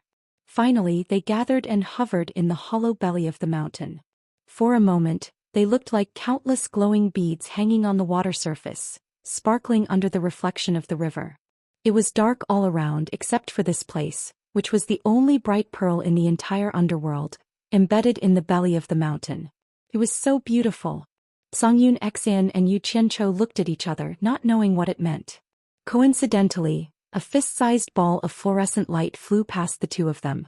So, Xianxia took out a long sword and stabbed the ball of fluorescent light as if he was stabbing a roast chicken. Grey Cloud Xin instantly rolled his eyes and he cursed in his heart. Isn't this kid a little too audacious? He attacked blindly before he figured out the situation. This is the Netherworld. Don't you want to live anymore? But since he had already done that, Grey Cloud Xin craned his neck over to take a look. He saw that there was actually a fist-sized firefly stuck in the tip of the sword. It had a ferocious appearance and its jaws were as thick as a thumb. The ball of light trailing behind it was abnormally bright, and under the illumination of its tail, it was impossible to see what it was unless one took a closer look. F***CKU. I was wondering what it was, so it's a firefly. It's rare to see such a big one. Xianxia snorted. Grey Cloud Xin also nodded slightly. So it was a firefly, so there shouldn't be any trouble. He was finally relieved. Just as the firefly was struggling in pain after its chest was pierced by the sword, a group of fast-moving streams of light in the distance seemed to have been attracted by the strange scene here. They immediately changed their direction and flew over quickly. Not long later, more than 100 people appeared in the sky, looking at the strange scene in the belly of the mountain. Grey Cloud Xin looked at those people and frowned slightly. It's the people from Hidden Dragon Villa. The moment he spoke, those people immediately turned around. When they saw Grey Cloud Xin and Yu Qianqiu, they were all stunned. The person in the lead took the lead and flashed over, and the others also flashed over. The person in the lead cupped his hands and said, "So it's Heartless Palace's High Priest Grey. Prime Minister Ding greets you." Grey Cloud Xin cupped his hands perfunctorily and said, "So it's Hidden Dragon Villa's Elder Ding." With that, he proudly turned his head to the side. Everyone didn't pay much attention to his arrogant actions. With his cultivation, he was completely qualified. What everyone admired most was that this Grey Cloud Xin was really skilled and bold. He actually dared to stand in the Netherworld River and look at the scenery as if nothing had happened. He completely ignored the danger that could appear at any time. How bold! Everyone mistakenly thought that the two of them were standing on a rock in the Netherworld River. For a moment, no one noticed that there was a giant river clam floating in the water below. Everyone's gaze fell on Yu Qianqiu. After a moment of suspicion, Ding Xiang cupped his hands and asked, "Could this be World Commerce's Yu Qianqiu, the sect leader?" From this, it could be heard that they had also heard about Grey Cloud Xian protecting Yu Qianqiu. Grey Cloud Xian's expression twitched when he heard that. That's right. Yu Qianqiu held his sword and cupped his hands to return the greeting. I've long heard of Hidden Dragon Villa's Elder Ding's great name. Seeing you today, you truly live up to your reputation. Elder Ding, please take care of me in the future. This fellow had never heard of Ding Xiang. However, since they had met without enmity, it wasn't tiring to be sweet. It would be a waste not to say nice things. Hee. I've been representing Hidden Dragon Villa in the Netherworld for a long time. I'm not famous in the Immortal world. On the other hand, I've heard of sect leader Yu's reputation in the Netherworld. Ding Xiang smiled modestly. However, looking at the smile on his face, he should be really happy. Everyone liked to hear nice words. The Hidden Dragon Villa group looked at Yu Qianqiu with more kindness. Their gazes more or less looked at the firefly stuck in Yu Qianqiu's sword. After Yu Qianqiu noticed it, he immediately wiped his sword with 2 fingers and flicked the dimming firefly into the water. He then put away the sword in his hand. At this moment, there was a splash on the water surface. Everyone's gaze turned to the water surface not far from Yu Qianqiu. The water rippled and a round mouth suddenly appeared underwater. It swallowed the firefly that Yu Qianqiu had flicked to the surface. After this unknown thing swallowed the firefly, it quickly turned around and dived back into the water. As it turned around, everyone could faintly see black scales. They didn't know what monster it was. There's something in the river. Ding Xiang shouted softly. The group of people coordinated well and instantly teleported to a higher position in the sky. They stared at the river below with shining eyes. Yu Qianqiu was also startled. He pulled out the sword he had just put away and was on guard. A sword also appeared in Grey Cloud Xian's hand. He coldly swept his gaze over the river, but there was no longer any movement on the river. Xin Yu, didn't you notice that there was something in the water just now? Yu Qianqiu asked as he patted Xin Yu's shell with his foot. Don't worry, this is a Nether River black carp. It won't hurt you, Xin Yu said excitedly. Nether River black carp? You mean the thing in the water was a carp? Yes. The conversation between the two fell into the ears of the people in the air, and it immediately caused a burst of surprise. It turned out that there was a living thing under their feet. When they looked carefully, they found that it actually faintly looked like the outline of a clam. There was such a big clam. Even though this group of people often traveled the Netherworld, they had never seen such a huge clam. Yu Qianqiu could hear the excitement in Xin Yu's voice. He raised his eyebrows and said, Xin Yu, why did you suddenly stop here? Is something going to happen? That's right. Xin Yu said excitedly, Dragon Transformation Gate. It's a legendary spectacle that only appears once every 100,000 years. I didn't expect to see it. This is such a great fate. If we can witness the legendary scene of transforming into a dragon, we will be honored. Everyone could feel the rare excitement in his words, especially the 2 words, Dragon Transformation, which made everyone's spirits rise. However, they still didn't understand what he meant. Xianxia looked around curiously and said, Xinyu, be clear. Who is transforming into a dragon? Of course it's the Nether River Black Carp. Xinyu said excitedly, the mountain gate in front is called the Dragon Transformation Gate. Legend has it that it will summon the black carp from the river Styx once every 100,000 years. If a black carp can leap over the dragon gate, it can transform into a black dragon and leave. Of course, this is only a legend. Many people wanted to witness such a spectacle, but they always returned in disappointment. They did not see the Nether River Black Carp being summoned by the Dragon Transformation Gate. As time passed, no one believed in this legend. I didn't expect to see it this time. This is a great opportunity. Everyone was shocked when they heard that. They did not expect such a miraculous thing to happen. Xianxia vaguely felt that this story was familiar. After being stunned for a while, he exclaimed in shock, there's a carp leaping over the dragon gate here too? As soon as these words came out, everyone's gaze is focused on him, each of them filled with suspicion.